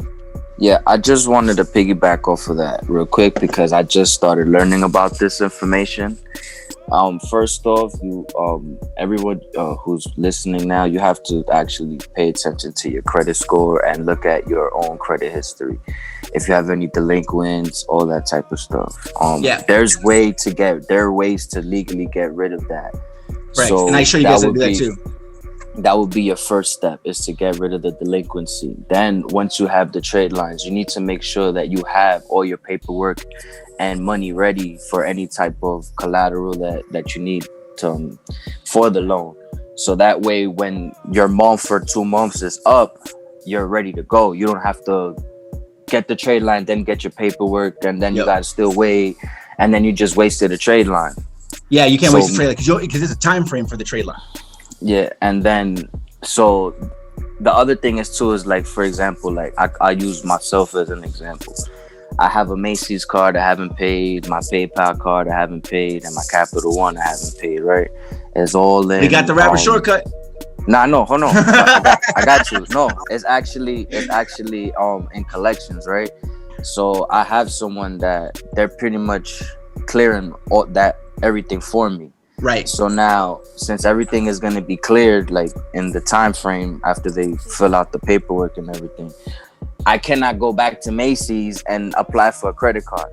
That would be a mistake. So don't go back to Macy's, don't go back to Capital One, and don't go back to these people who you actually owe money to. Because then once you go back, all of your previous history is going to come back onto your report. Yeah, that's a good tip. Hopefully none of you have like a bunch of like stuff on your credit, but like he just said, I have people that are going to be able to get those things off of your credit report, unless it's like something like ridiculous. But like when I went in, I had this hospital bill from 2015 on there from when I went to the emergency room, and it just got taken off. It was like boom. So no, but it's not, and somebody said it's ducking the law. It's not ducking the law. This is like how rich people do this shit. They understand. No, that's how the rich stay rich. Because to be honest, once someone has paid it and your stuff is in collections, you're no longer owe that debt unless you agree to it. So that's where people be getting confused. Like Donald Trump is like $300 million in debt, but just because you're in debt doesn't mean it's a bad thing, because you're using the debt to grow your empire. Right. And it's really confusing. Don't worry. What's up? I also wanted to Does that say include one more like thing. a repo and eviction? Because that's what I'm kind of. They could, but the thing is, though, is that there's ways to get them off, right? You will Like, have to talk to a credit advisor. I cannot say specifically what you can get taken off, and it also depends because there's 3 different credit bureaus, okay, and certain things report to certain ones, and then there's certain ways to remove them from certain credit bureaus. Also, certain places who distribute and give loans to you only check generally one of those specific credit bureaus. So if you want to get a loan from this bank over here, you have to make sure that that specific one is cleared and cleaned off. It's like a bunch of stuff. It's not crazy though, but I have guys that'll help you guys out with that. You're fine. So don't worry about when the time comes. But just know when that time does come, you're gonna have to buy the trade line. But let me tell you this too. Aside from the loan, no matter what, you guys understanding the power of credit is gonna help you in life. It's going to help you buy a house. It's going to help you buy property later. You're going to understand the power and all those things. And I didn't understand any of that shit. And I wish that I'd known sooner. It's so helpful. I just want to say one more thing. And this is actually going back to what we were talking about with the security and insecurity as far as music. I had to learn this through my own trials and tribulations. You can't force your friends and your family for them to be their favorite artist. Like you can't sit here and stuff your music down their throat and sit here and be like, you know what, enjoy it because you fucks with me as a person. That's not how it works. So like once you actually understand that and you actually get going, you'll actually start to find people who will relate. And because I be feeling down and then randomly I get a DM or someone will see me in the street like, hey, I saw you perform at this spot. I'm like, oh, word, that's what's up. Like I was, the last thing I would have ever expected in my life. And that's another thing too. That's something I can relate to that too, because I have a lot of friends that do music as well, and they all the time on their Snapchat stories they try to pity people into listening to their music, and then they try to like, if you guys don't mess with my music, if my stuff doesn't get 1,000 plays, I'm quitting music forever. Why are you? If they don't want to listen to your song, they don't want to listen to your song, and that's just that. Oh my God! That's just looking for attention. Yeah, let me give you guys some real serious advice with this though. If I was you, right, you should not show anybody in your family your music because they're too close to you to be able to drag you down. Okay? If you have a cousin you show your music to and they don't like your music, every time you see that cousin, it's going to bring up the feeling that they don't like your fucking music and you're chasing that dream. I'm telling you, don't show anybody in your family your music, and do not show a friend who's not a blunt, honest person who will give you feedback in a way that doesn't make you feel like it'll destroy your feelings. You need to like have somebody next to you that's very honest, but they're also going to be supportive. So you need that person next to you. Don't show anybody your music. Do not show anybody your music. Keep it to yourself until you have that person. I mean, you also have to have thick skin too, because like the same way how people have told me that my music has been great, I've had someone tell me that my music sucks ass. Right, so it's opinion too. Exactly. It's all perspective based. So just because that person thought my music sucks ass doesn't necessarily mean everyone thinks my music sucks. Exactly. There's a lot of garbage rappers that have huge fan bases. You know what I'm saying? Like, so, but that's just my opinion on his music. You know what I'm saying? Okay, hey, Mike's asking something. Can somebody translate what he's saying? I can't hear him. I hear you. Yeah. Yeah, I hear you. You're good.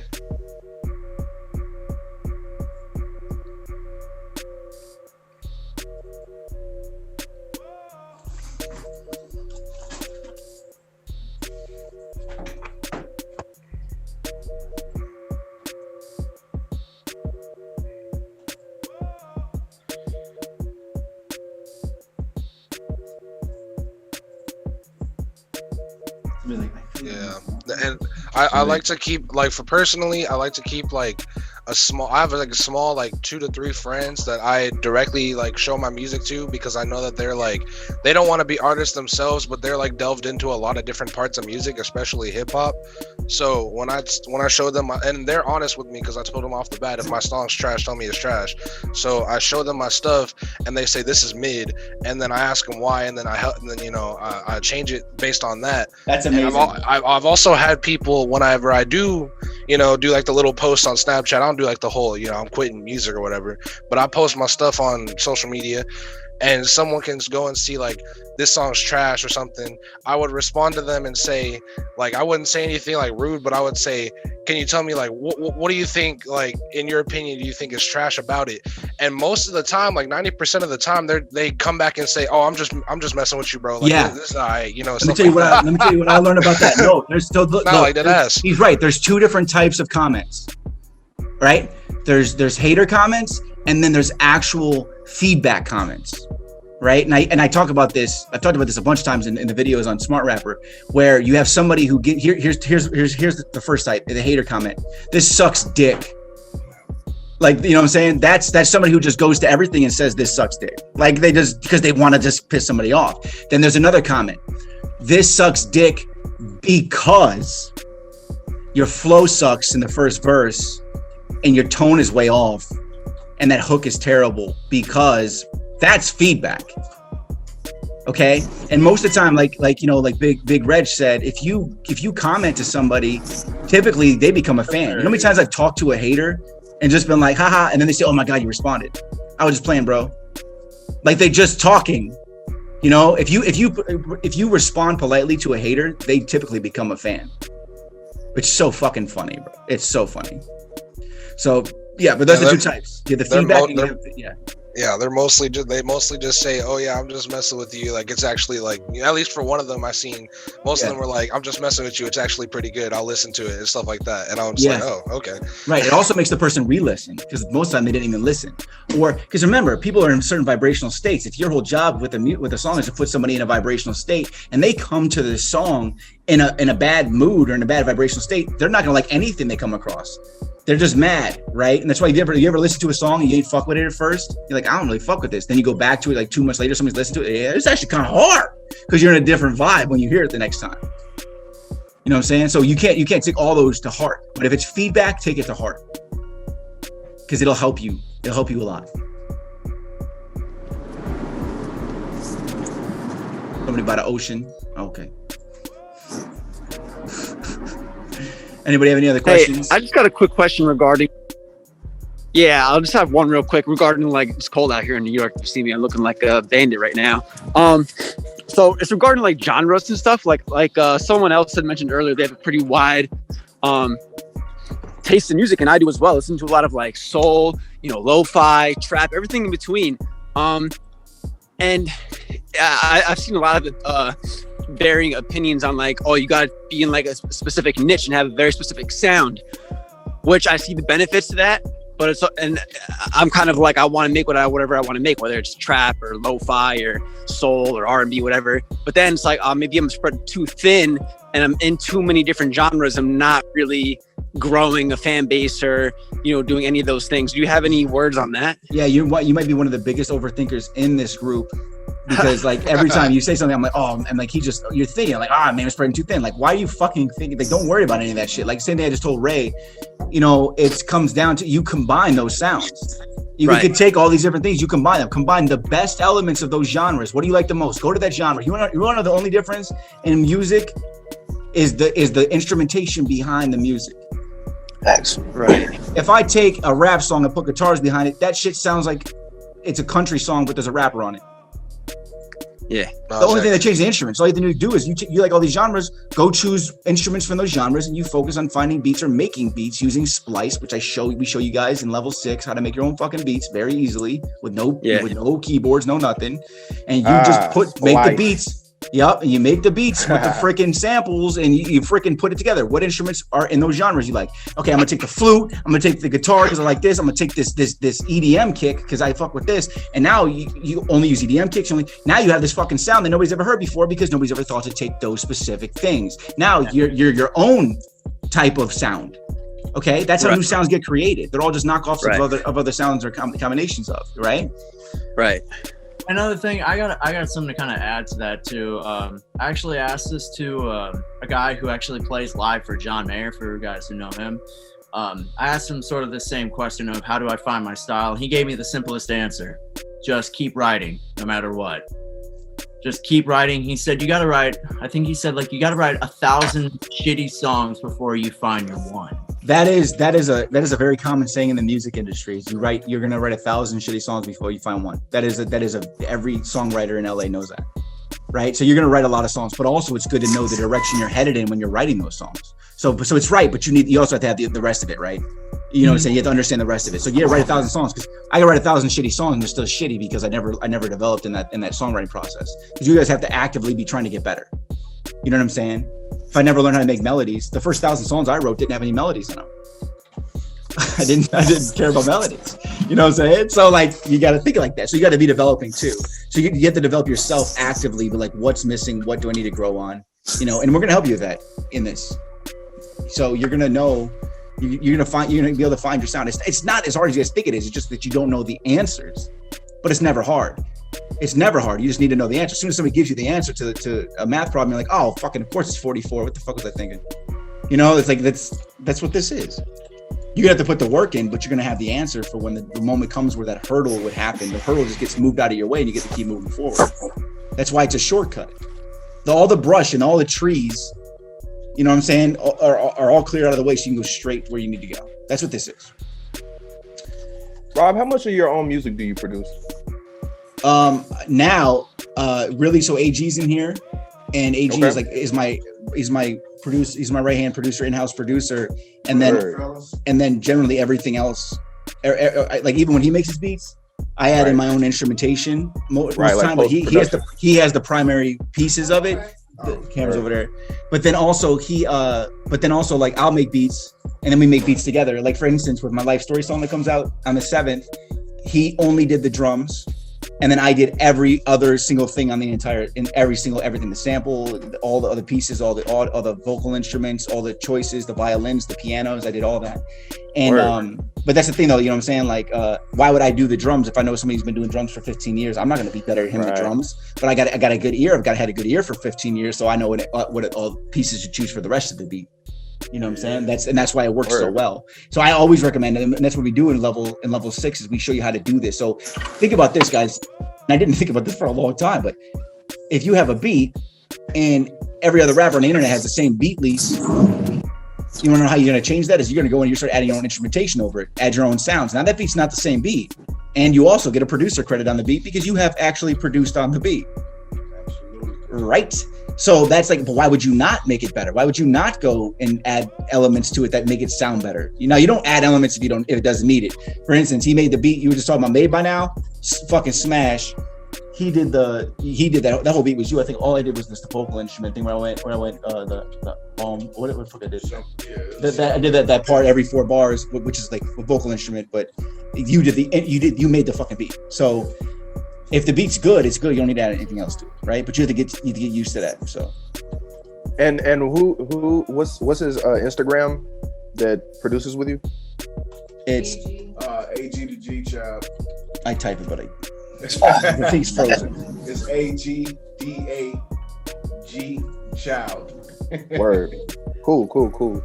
Yeah, she popped right up. It's hard to spell with my shit like unique. Nobody else. Yeah, he just got a little Mosey placement. Like, oh, word, you was following me. Yeah, I followed you back. Word. Sure. Yo, can y'all hear me? Yeah. What's up?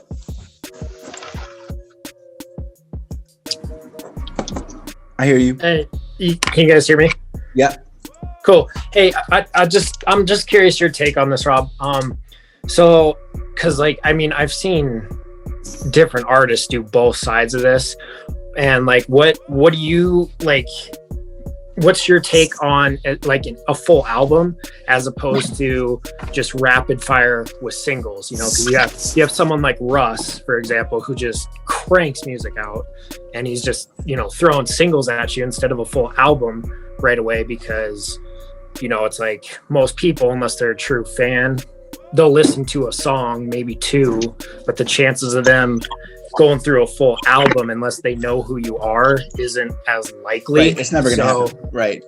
So I made a video last month. It's called "Why Releasing Singles Is Like Christmas." All right. So you should go watch that video. And this is why: is if I'm going to say, get everybody in this room excited. Let's pretend for a second you're all fans of my music. Let's just pretend, because I know you're not yet. So let's pretend you're all fans of my music, right? And I'm like, yo, guys, I'm about to release this album, right? And you're so excited. I'm like, it's gonna release on the 7th. And you're like, oh shit, he got his album coming out on the 7th. Oh shit. Okay, I'm so excited for 7th. What happens the day you guys get that album? You listen to the album, right? Where's your excitement at? And then starts the dying process. Yup. The excitement is now gone because I have released to you what you're excited about. But if I say, hey, yo, I got this dope ass single coming on the 7th, you're damn near 80% out of the 100% just as excited as you would have been for a 12-track album, where in case I would have wasted 12 songs and 12 abilities to get you excited like that throughout the course of a year. It's common sense. Why would I release an album? Okay, so I'm gonna release a single, get you excited, hype you up about the single. As soon as that single drops, let you know there's another single coming, get you hyped up about that. Now you drop that, now you're like, oh, this is even better than that. I get you hyped up for the next one. And guess what's also happening when this happens? This song is now dropping, you're focusing all your attention on it. That song's individualized streams go up. You also don't have the opportunity to choose on a project which ones are my favorites. So you only listen to those, which means that the rest of them don't get the streams that they deserve. So when you release songs as singles, they're going to get more streams, they're going to get more attention, they're going to get more love, and you're actually going to be able to grow faster because people are going to share that individual song faster.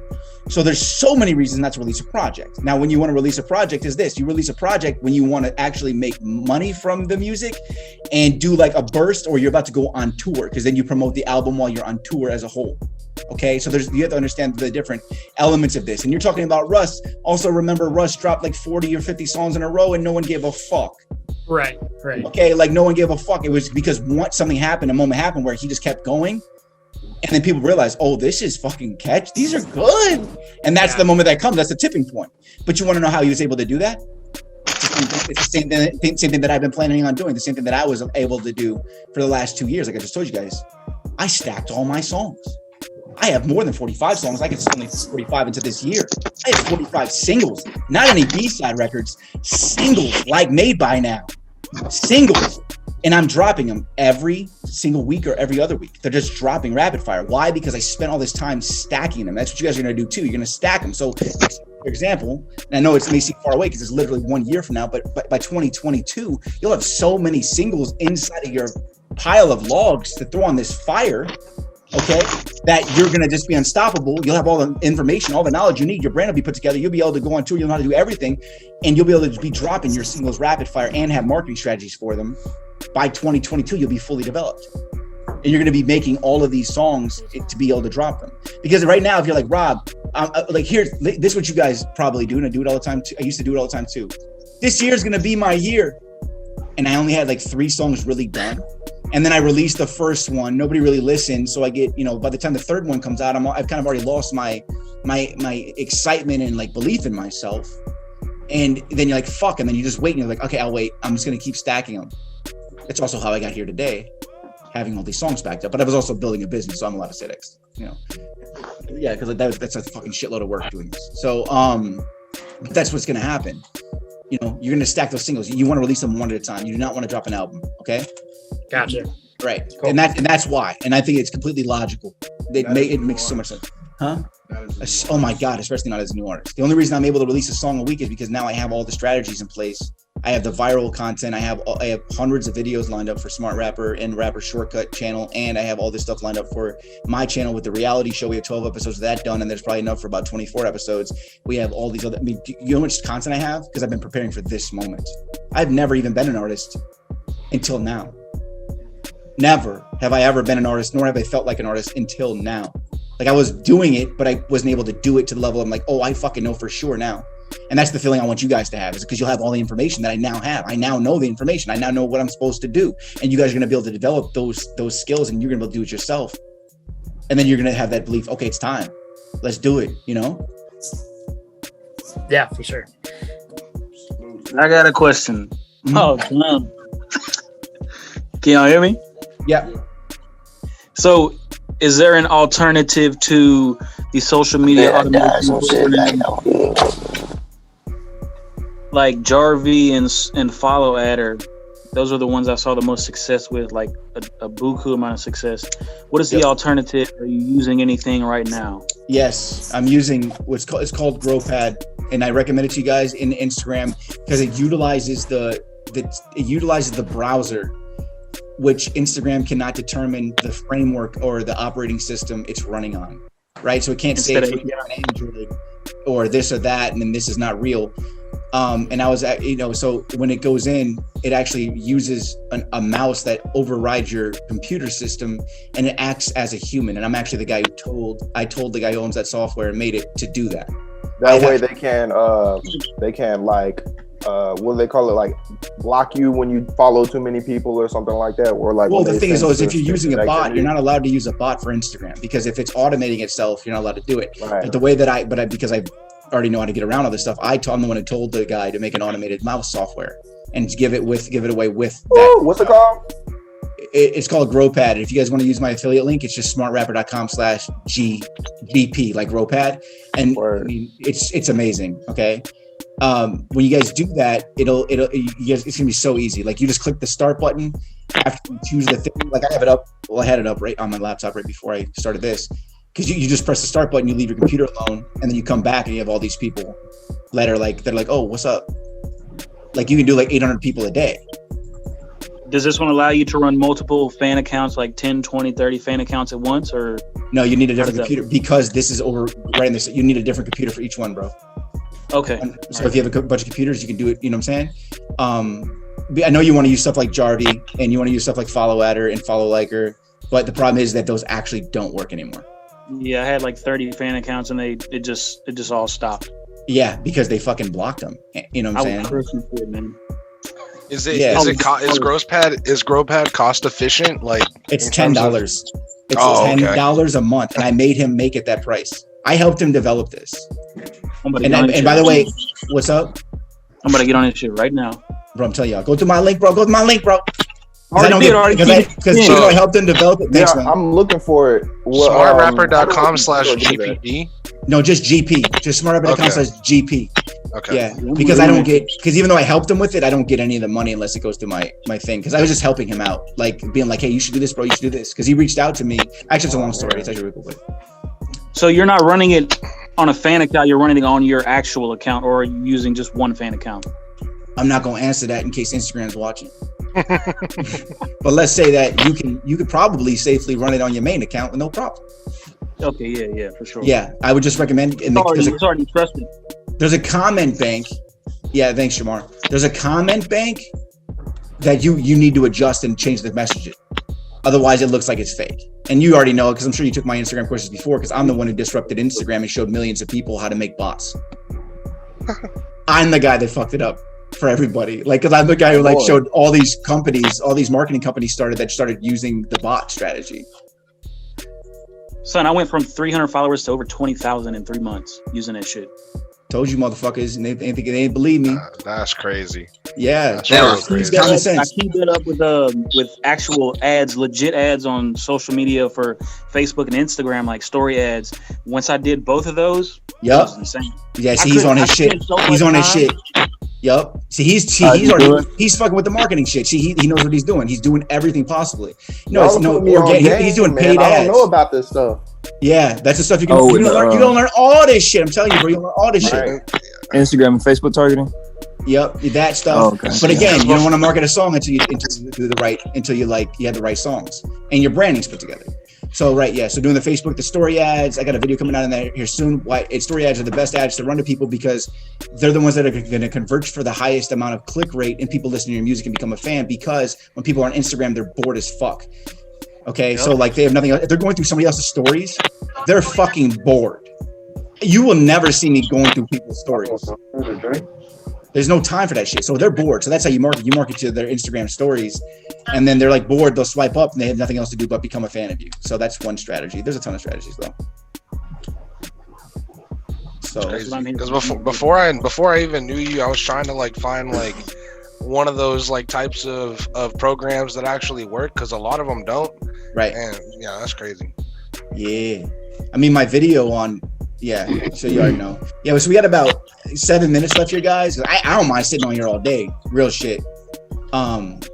Shit. But no, but everybody goes to lunch in about 7 minutes. So I'm also sitting under these hot ass lights. So so we got. I mean, what we've been out here for? 3 hours. Yeah, that's normal. That's normal. Can you speak on archetype a little bit before we get off? Sure. Sutton, you want to jump in on this part as well? Yeah. So Can you hear me? Can anybody hear me? Yeah. Yeah.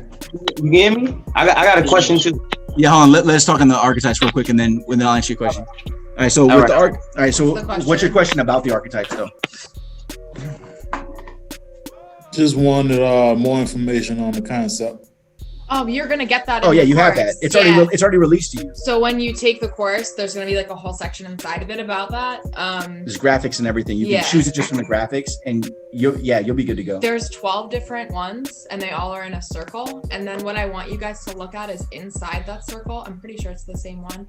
They have the overall motivations of like the quadrants. So basically, it splits into 4 in the circle of 12. Sorry, splits into 4 sections in 12, so that there's like 3 in each section, and those 3 are each related to each other in a certain way, whether that's by what matters to you. I believe it's like leaving a legacy is one of them. So there's multiple things that branch off from that if legacy is important to you. There's another one I think that's like connection. So if you're more of like a connected person where you're trying to like be in people's hearts, then that's, so if you're struggling to like find your thing on the outer ring of the 12 options, then look inside the circle more, because there's deeper stuff in there that you can use to like get clues about it for yourself. Yeah, it's very helpful. It's cool. Yeah, I think you'll like it. It definitely like makes you feel like a superhero-ish, you know, because you like get your category kind of, if that makes sense. Yeah, I don't know if Steven's trying to ask a question, but we can't hear you, bro. I don't think your audio's on. His box is lighting up. Yeah, Beanie asked a question. Beanie had a question first, though, real quick. But you're gonna need to get your audio to work, Steven. It's not popping up, bro. What you want to know, Beanie?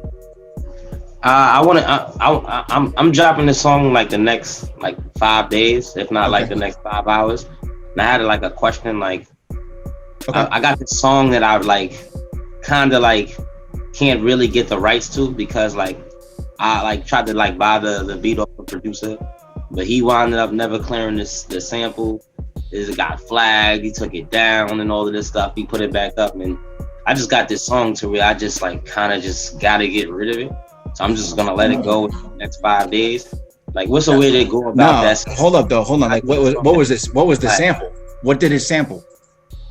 I'm not even sure. I have the original song, but I just don't have it sitting in front of me like as of right now. You're usually not gonna have a problem uploading a song that has a sample, and at the end of the day, a record company is not even going to be able to sue you until you've made enough money from the song, which means it won't matter if the song doesn't blow up. So I wouldn't even care. Let them sue you later. Who cares? Drop the fucking song. Bet. Right. I know. I used to think that too. Like, you're all scared. Now, one thing is, if you don't buy the lease from the producer who made it, he can get your beat removed. He can't get the song removed in that way if you don't have the lease. I can't even find him. He's like a ghost now. Like, let me tell you this. Most.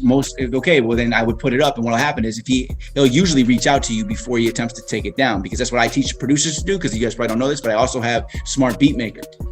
So I teach them that's the business for that. So what you can do is I teach them how to identify who is using their beats, and then to get the money, they reach out to the people and they say, "Hey, did you buy this beat?" And then they say no. They say, "All right, man, we'll just buy this. I won't have to take your song down." And then everybody buys it, and that's how a producer can get paid from people who are stealing their beats. When do you offer that producer thing? Because I also do produce too. Okay, well, number one, just so to heads up. So level 6, you're gonna get how to make beats and stuff. But now the business side of the beats is a different thing, because there's no reson to teach you guys how to sell beats. That's what I mean. That's on Smart. That's on Smart Beat Maker. What's the link? What's the main link for that? What's the main entry point into the funnel? But they can buy anything from the site. I know, but it'd be cheaper for him if he buys it through the thing, through the funnel, because that has everything in the whole thing, right? Yeah. Either way, if you go to smartbeatmaker.com. If you scroll down to the bottom where it says getting started, it has beatmaker specific links, producer links. So yeah, you have all that stuff. Because I spent about 4 months of this year making over 55 courses for that. And that was also part of the ones that you guys get in the shortcut. But those are the ones that are based on how to produce, not on how to sell or business of beat making. So, because I'm also gonna make, you know what I'm saying, it didn't make sense to do that because Yeah, we just wanna I'm give trying to you- teach you how to be artists, not sell beats. Yeah, we just want to give you the skills to be able to like heighten the quality of like whatever you're working with, like Right. add cool samples, like know how to manipulate them, know where to find them to like make that, you know, those hits that are like basically off a sample in the hook that's like some cool weird thing, and they build the whole song around that. Sometimes you need those like little extra magic, little spice here and there. So Right. that's why we wanted you guys to be able to do that and be more creative, like Kanye West, like actually like take a hand in your production, take a hand in like how your songs sound to a greater extent, because then you get more control as well. Exactly. And And the credit. Yep, Yeah. exactly. So Yeah, I do produce for myself as That's well awesome. as I produce for other artists, and I still like, you know, like rap and stuff. Like I have like over 400 songs. I probably got like over 300 beats, and I was like asking this earlier, like I want to like find a way to monetize all of that because I just be getting busy with it. I don't know, like I just be working a lot. Well, that's good. Yeah, I mean, you can always bundle your stuff and sell it, and that's the stuff that I talk about in those courses. You're going to see a bunch of ways to make the money from your beats. It's not crazy. You're gonna be good to go. You just need to really focus on creating more content and also choosing the right content that you have now in order to put it out. Because just because you made 400 beats, don't mean you have 400 fire beats. You know what I'm saying? 300 songs, you probably only got like 10 amazing ones, and that's normal for anybody. So you know, so you have to choose, just keep cranking stuff out and keep making it. You know what I'm saying? Yeah, no doubt. All right. Any other questions? We gotta wrap this up real quick. And if you guys have anything, you guys have any questions about this week, anything about quick about this, yeah. So basically, one thing I want to know before we get out of here is like, Who raised his hand? What is basically, I don't know, like the syllabus for like, do we meet up back here in like a week, or like how's the process of taking the courses? Like, So this is how it works. All right. So there's videos should be in the FAQ section. Yeah. Right. And then if you guys ever ask me questions that are not in the FAQ section, I will then make a video answering that question for that week, and then it'll be in there. Right. Because this is the official launch of the Rapper Shortcut. Like this is like the one. Okay. So first and the 15th of every month, we get on these calls. Okay. Word. Okay. And then every Saturday morning, your new set of master classes release, and they release in the exact order that you need them. Okay. So like next week, wait, what is today? It's Friday. It's Friday. Okay, so but they launch they go next week though. So that's what happens because it's the first. It's only it's only this time though because the year just started, right? So you got your classes basically today on a Friday. That's confirmed. It's confirming because of the miscommunication. It dropped last night. Yeah, but the next one's dropped next week. Yes. Not Saturday. No, Next. week. Just make it just to make sure we're on the same page. Okay, so yeah, so next Saturday is the way it's supposed to be. Next Saturday at midnight, the next two release, and that's going to be the image and style, and then the finding your artist identity, which is going to work perfectly. That's why week one you have to find your brand, and I'm actually happy you're going to get an extra day before that for next Saturday because sometimes it takes time to find your brand, and it's a bit of work. We have some released right now that we can go and watch. Yeah, they're already out. They came out at midnight. Okay. Yeah, Okay, yeah. cool. So if you log into your account, you guys have that all there. You guys can go right in there, start on your branding. And then they update. Okay. All right. Yep. First and the 15th, we meet up. Okay. Cool. Yep. Cool. And then make sure if you came in here through email, make sure that your number is in your account. I want you guys need to fill out your accounts. I don't know, because I know some people didn't watch these videos. Y'all need to have, you don't have to have a profile picture, but I need your information because there's going to come a point here where I'm going to be sending you guys stuff in the mail. I'm going to be calling you guys. You know what I'm saying? We definitely need your phone number, like 100%, so that we can text you when the live call's gonna happen, when the chat's gonna happen, when there's an update on something. We're gonna remind you that what class courses are coming next week. We're not gonna bother you with it, but it's gonna be helpful reminders, right? Don't forget, we can see how much of your stuff you've completed, right? So if you're really, really, really slacking, you know what I'm saying? Like we're gonna hit you up because I don't want anybody in here who's not fucking doing it. I want people in here who really want to become artists. I want to help groom like the next like superstars, guys. Like think about how good that is for me. From like, yeah, this person was in this, right? Like, yeah, but like, because it's fucking sheer proof. You're telling me that out of everybody in here, one of you motherfuckers ain't a superstar or have what it takes. Everybody has what it takes. But you tell me one of you ain't gonna do it? There's no fucking way. Because you're so serious, you're willing to pay to invest in yourself. You know what I'm saying? Lauren's 16 years old. What the hell? When she's by the time she's 24 years old. You know what I'm saying? Like, get the hell out of here. Like, there's no way. She's not going to. You're saying, like, it's like, you just have to put the work in here. And all the tools are in front of you guys. All right? Yeah. I finished those courses by like 9 o'clock this morning. Boom. That's right. Would you get up at like 3 a.m.? Yeah, I get up at 3 a.m. every day, and the first thing I do is music every day. Right. I literally was waiting for 12 o'clock to hit, and as soon as it hit, I was like, I gotta get that rapper shortcut. That's amazing. I love that. I'm glad everybody's excited. Yeah, you guys are, so yeah, branding, you guys gotta get this done. You really gotta get this done, guys. Okay? Branding's gotta be number one. And Ezekiel, I see you guys are all like starting your own little text group and everything like that, which is good. If you guys are talking to each other, if you guys have any questions, you guys can also ask, you know, because you guys are talking together. If you have any issues or, you know, because I know, look, so basically you're going to come together on some weeks. You're going to be like, hey, do you guys have a question on this? And you're going to be talking amongst each other. Ask me too, because if more than one of you have the same question and you're in a chat group, that's going to let me know that I need to make an FAQ video or something that can help you guys with. And by the way, everybody who's in this is going to be able to combine later.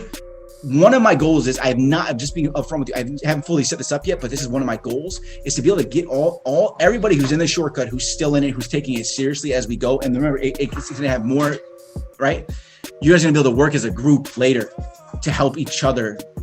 That's right? That's what I'm excited about. Exactly. Imagine all of you guys working as a team to promote each other's music. You guys making an entire mixtape project together, which is like one of my first initial Smart Rapper mixtape ideas, but nobody really understood it. But what it is where we'll help you guys put together an entire mixtape where you're all on the entire thing. And imagine 45, 50, 100 people on a mixtape, everybody on their own verse, and all the songs are required to be fire, right? So like, you know, there's gonna be a process, and then you guys release it, and all 100 people are required to promote all the songs. Like imagine how you're all gonna grow together, and then you consistently grow together, like, right? And you guys are all gonna be growing your email list, right from the beginning. You're gonna be gaining your fan bases, and then you're gonna be able to blast the entire mixtape to everybody and say, everybody check this out, and they're gonna be able to hear more music. That's what I'm talking about, right? Right. That's a crazy dope idea. People don't even realize the power of strength in numbers, and especially when it comes to marketing in terms of flooding and networking. The power of networking is that's right. Somebody wrote something in the chat that's fire. They said "Revenge of the Smart Rappers." Oh, I love it. Yeah, I like it. Yeah, so you guys are gonna be good to go. I've had the idea for that mixtape since 2016. You know what I'm saying? And it's just like nobody really understood it, but I think that like now, because everybody in here is smart enough to have invested in themselves, they also understand the power of exactly what the fuck I'm talking about. Like imagine like all you guys like doing that. Obviously, you're not gonna be able to get on the tape unless it's good, because I'm gonna be executive producing that motherfucker. You ain't gonna be able to get on that bitch, right? And also, I have not set this up yet. This is an idea for you guys. I was doing it for me, where I was on every song, on every hook I made for songs that I made that were fire, and I was letting people get on the verses. That's what the initial Smart Rapper mixtape was. But I also want to allow everybody who's in the Rapper Shortcut to make their own version as a group, as a team, and make it. But I also want to make sure that it's good.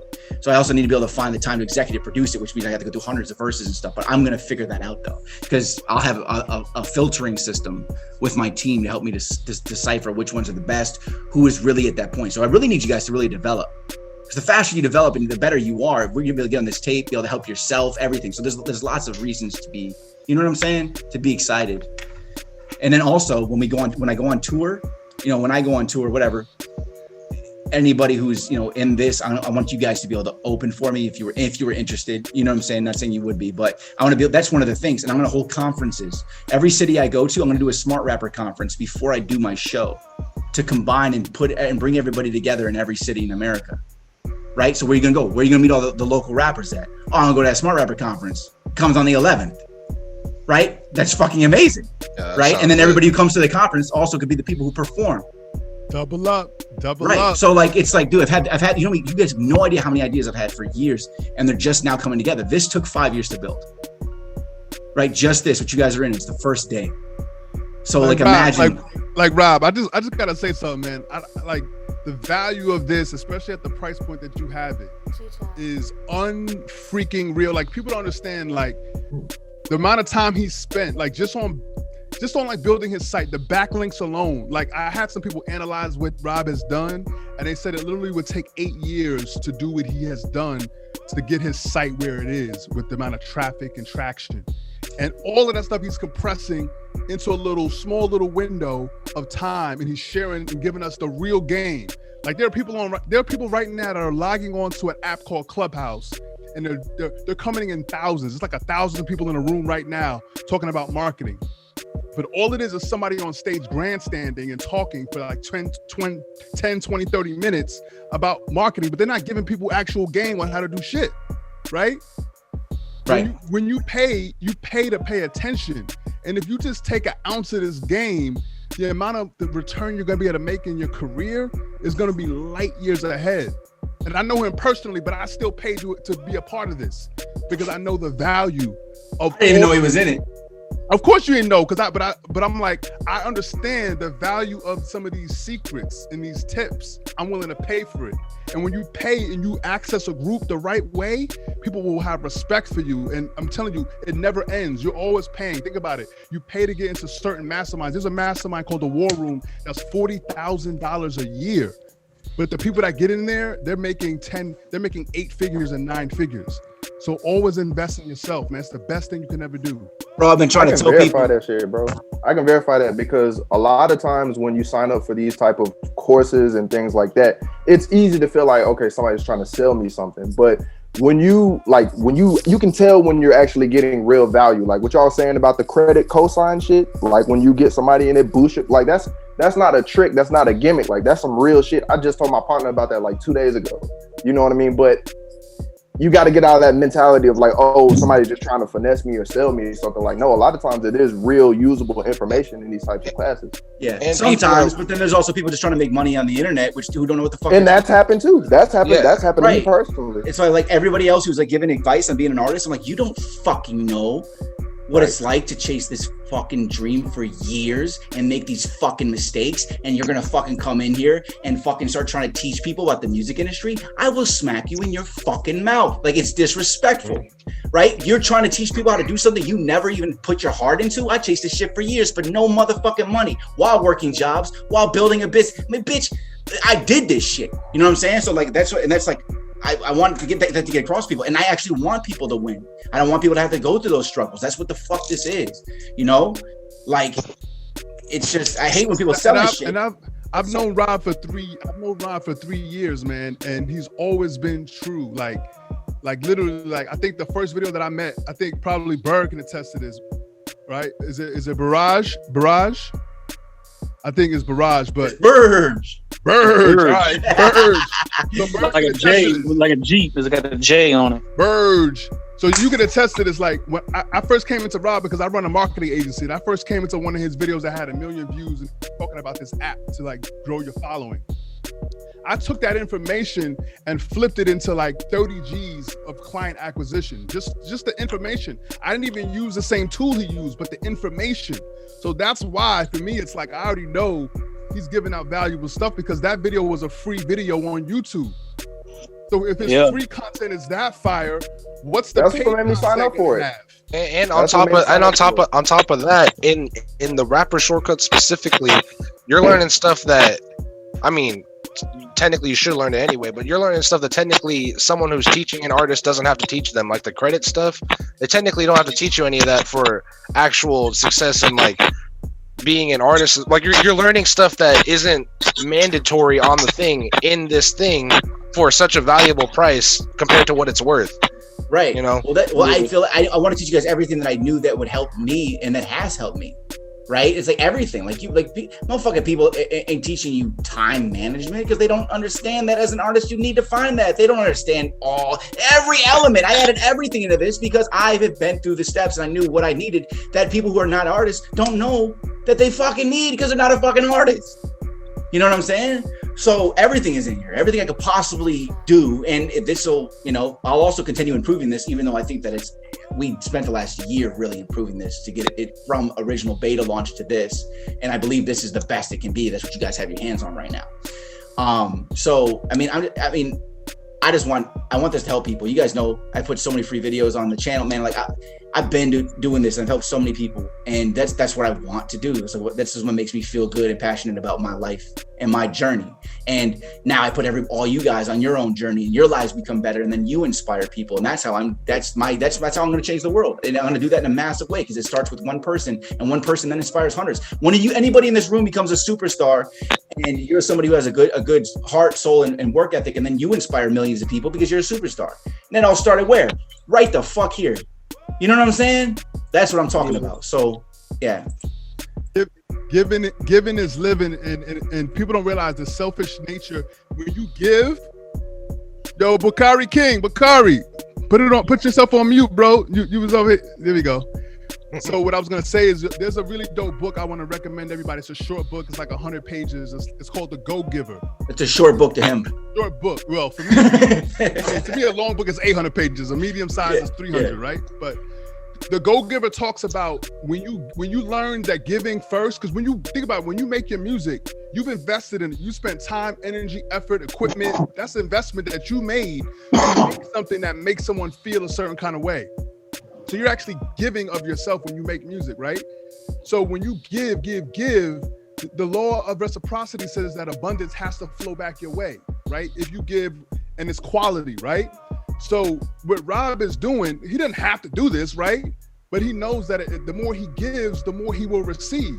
Because people, like I've seen Rob here in Hollywood driving through, and people roll up on him, yo, Rob, yo, that's you Rob level, like, and you can see that what he gave them is literally priceless. And so Rob wants to give everybody the feeling of being able to give that gift to other people. And that's what's so special about him, because he took time away from being an artist to spend.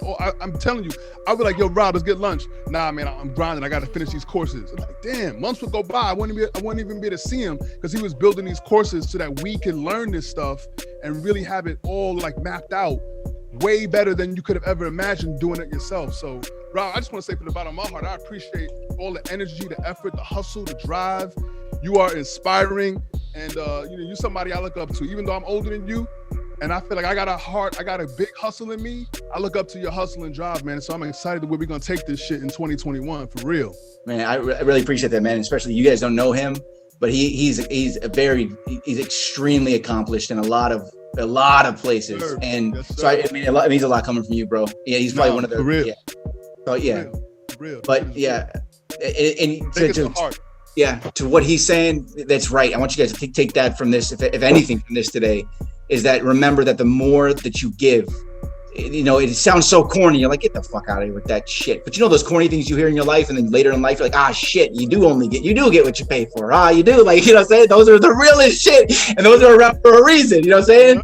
Yeah. So like, but there's the thing is the more people that you affect and the more people that you help, the more that you win and you get rewarded. And for example is this, the more people that you inspire with your music or give entertainment to or help them with, the more that you're rewarded through their energy, through their action, through them coming to your shows. I'm talking about financially, spiritually, mentally, like psychologically. You get rewarded for putting all that energy into these things. The more people you help, the more you get rewarded. But remember, you never sow and reap in the same season.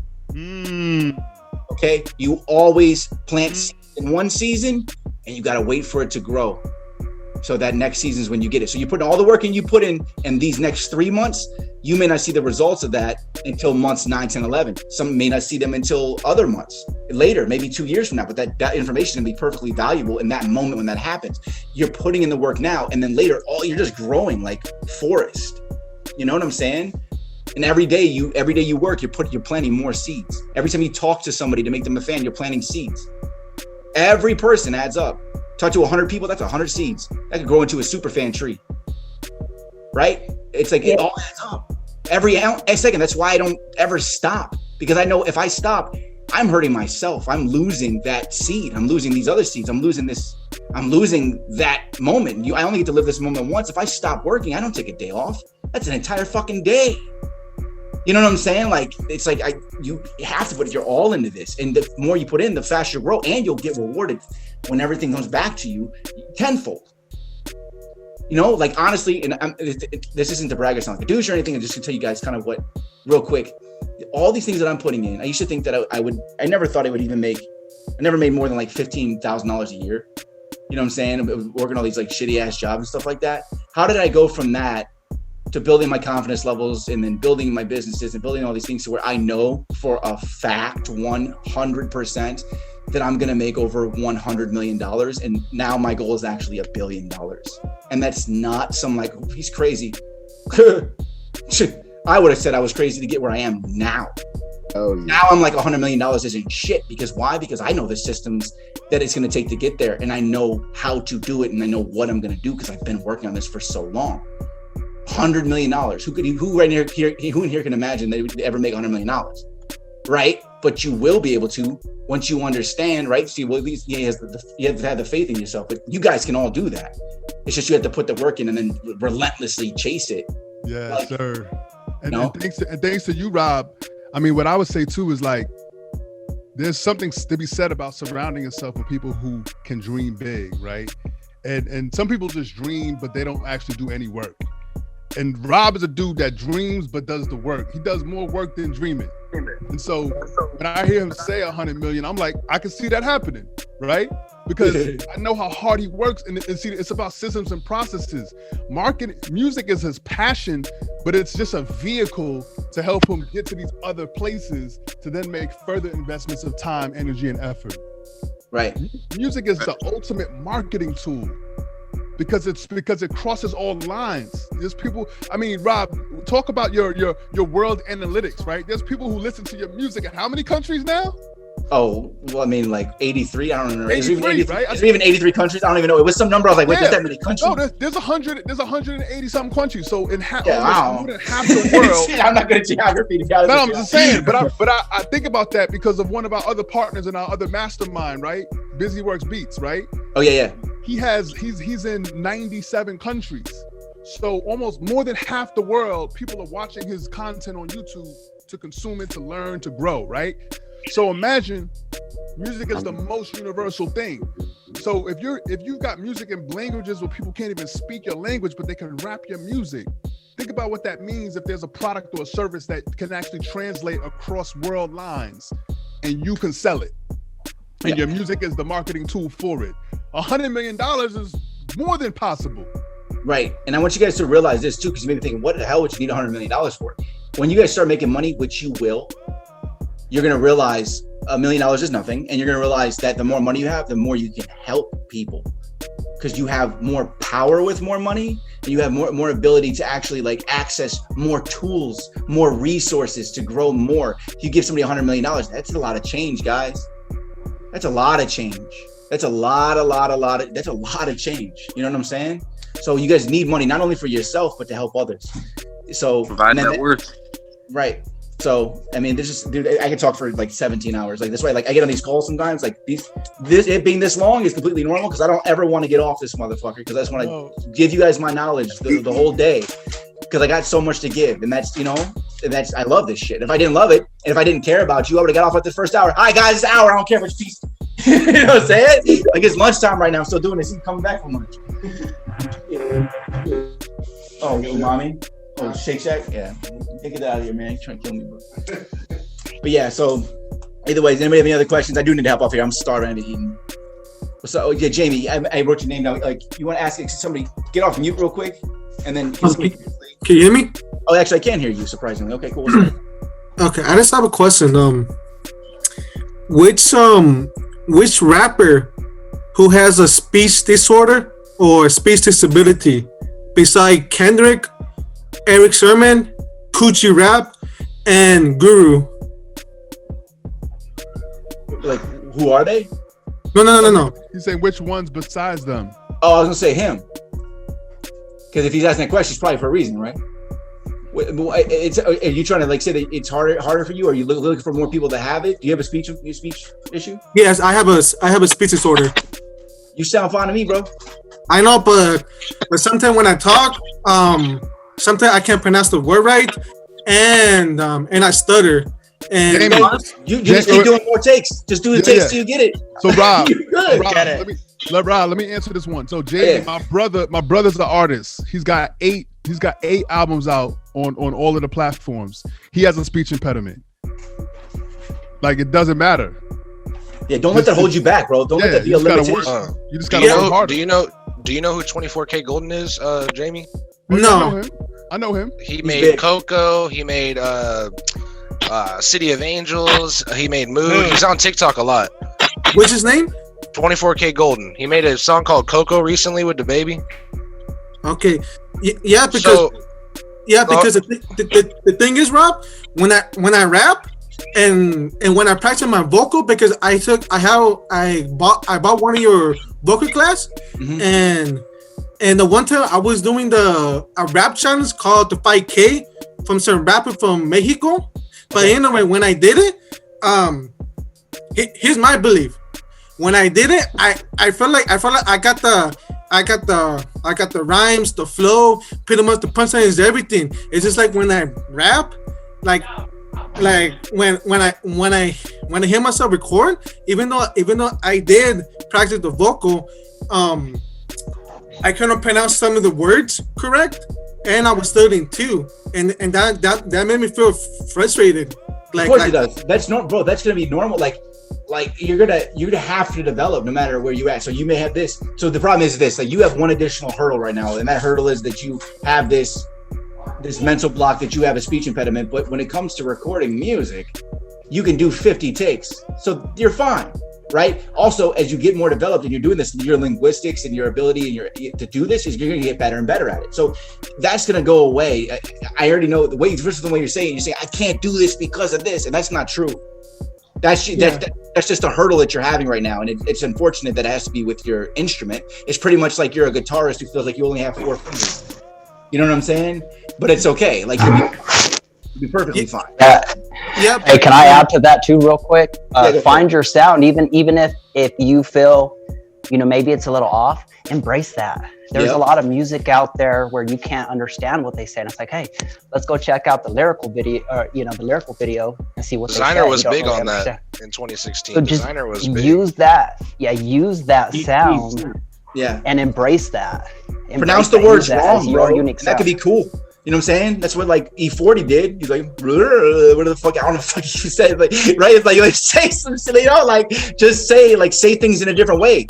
Start thinking mentally about the words that you pronounce wrong or they're hard to pronounce, and then go like Jose said, go further into that.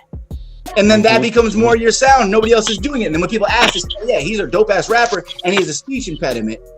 That's part of your story. You know what I'm saying? Like you gotta embrace your thing, bro. If somebody think about look Fetty at Wap, Conway the Machine from Griselda. He got his whole face twisted to the side. He got to go a little extra harder, and he's a very successful, very talented rapper. Music is art. Remember that. Music is art. So we said Cool G Rap has a speech impediment.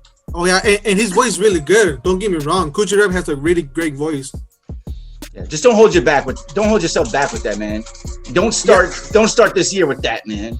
Okay, and then the other thing, like, do you think if I can have, I guess, the money, do you think it's also the best to take speech therapy classes or no? Or it just depends on me?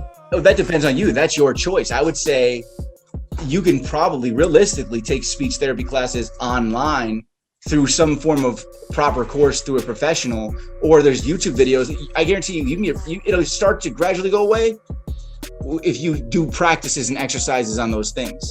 I was gonna say there's probably free YouTube videos out there. If it Right. makes you feel better, Jamie, I have a lisp and I try to struggle through that too, but we're in the same boat, my guy. But yeah, we could probably just work on that through YouTube. Yeah, don't worry about that, bro. I don't have a speech impediment, and I stutter sometimes. Like it just happens. Like we all stutter for sure. Hey, I was a professional boxer. So I've been fucking hitting the head so many times, I fumbled over my words when I first got in here. I gotta record the shit 4 times to make it sound good, like drag on from the Rough Riders. Like, fuck it. Like, make your sound and make 400 songs and you'll be good. Just do you feel me? Grind. You can also find like different patterns and like how you rap or how you make a melody out of words that are easier for you to say with your impediment as of now if you want to improve on that. Like obviously as they were saying, you can go into that impediment or that speech condition stuff and you can make your own art out of it, and that's cool. There's no criteria for it, but if you also want to improve on it, at least for right now, you can either say where it's like slower, or I don't know exactly how yours works, but you know, there's different ways that you could do it where, like, you know, that you can say a certain word better than you could say a different word with that impediment. So you can like try to, you know, mix things around that way as well when you're trying to rap or you're trying to sing or stuff like that too. That's what helped me a lot. There's lots of ways. Yeah, there's gonna be ways around this. Don't for number one, to start, don't think about it as something that's gonna hold you back. Just know that it can be fixed, and as soon as you believe in that, it'll start fixing itself. Okay. Cool. All right.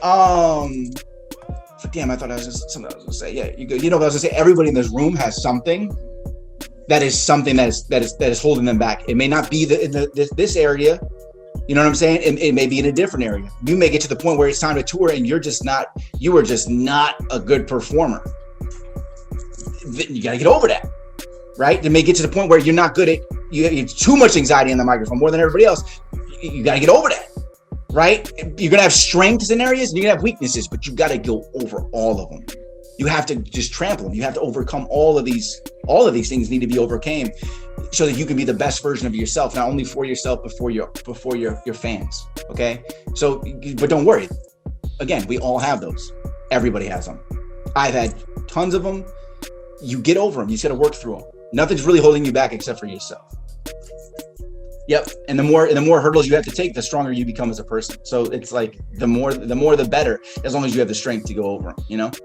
So Rob, in the blueprint, when you said that you had to take like the easier classes in school just to graduate, bro, I could not believe that. I was like, really, Rob? Well, this is the thing. Like, I'll be honest with you, right? Like is that I'm smart and I tested for high IQ, but I was put into behavior schools in second grade, broke my teacher's leg. I kicked her leg in, and then they put me into behavior, like BD and ED, which is emotional disorder and behavior disorder. I was both. Usually a kid's only one.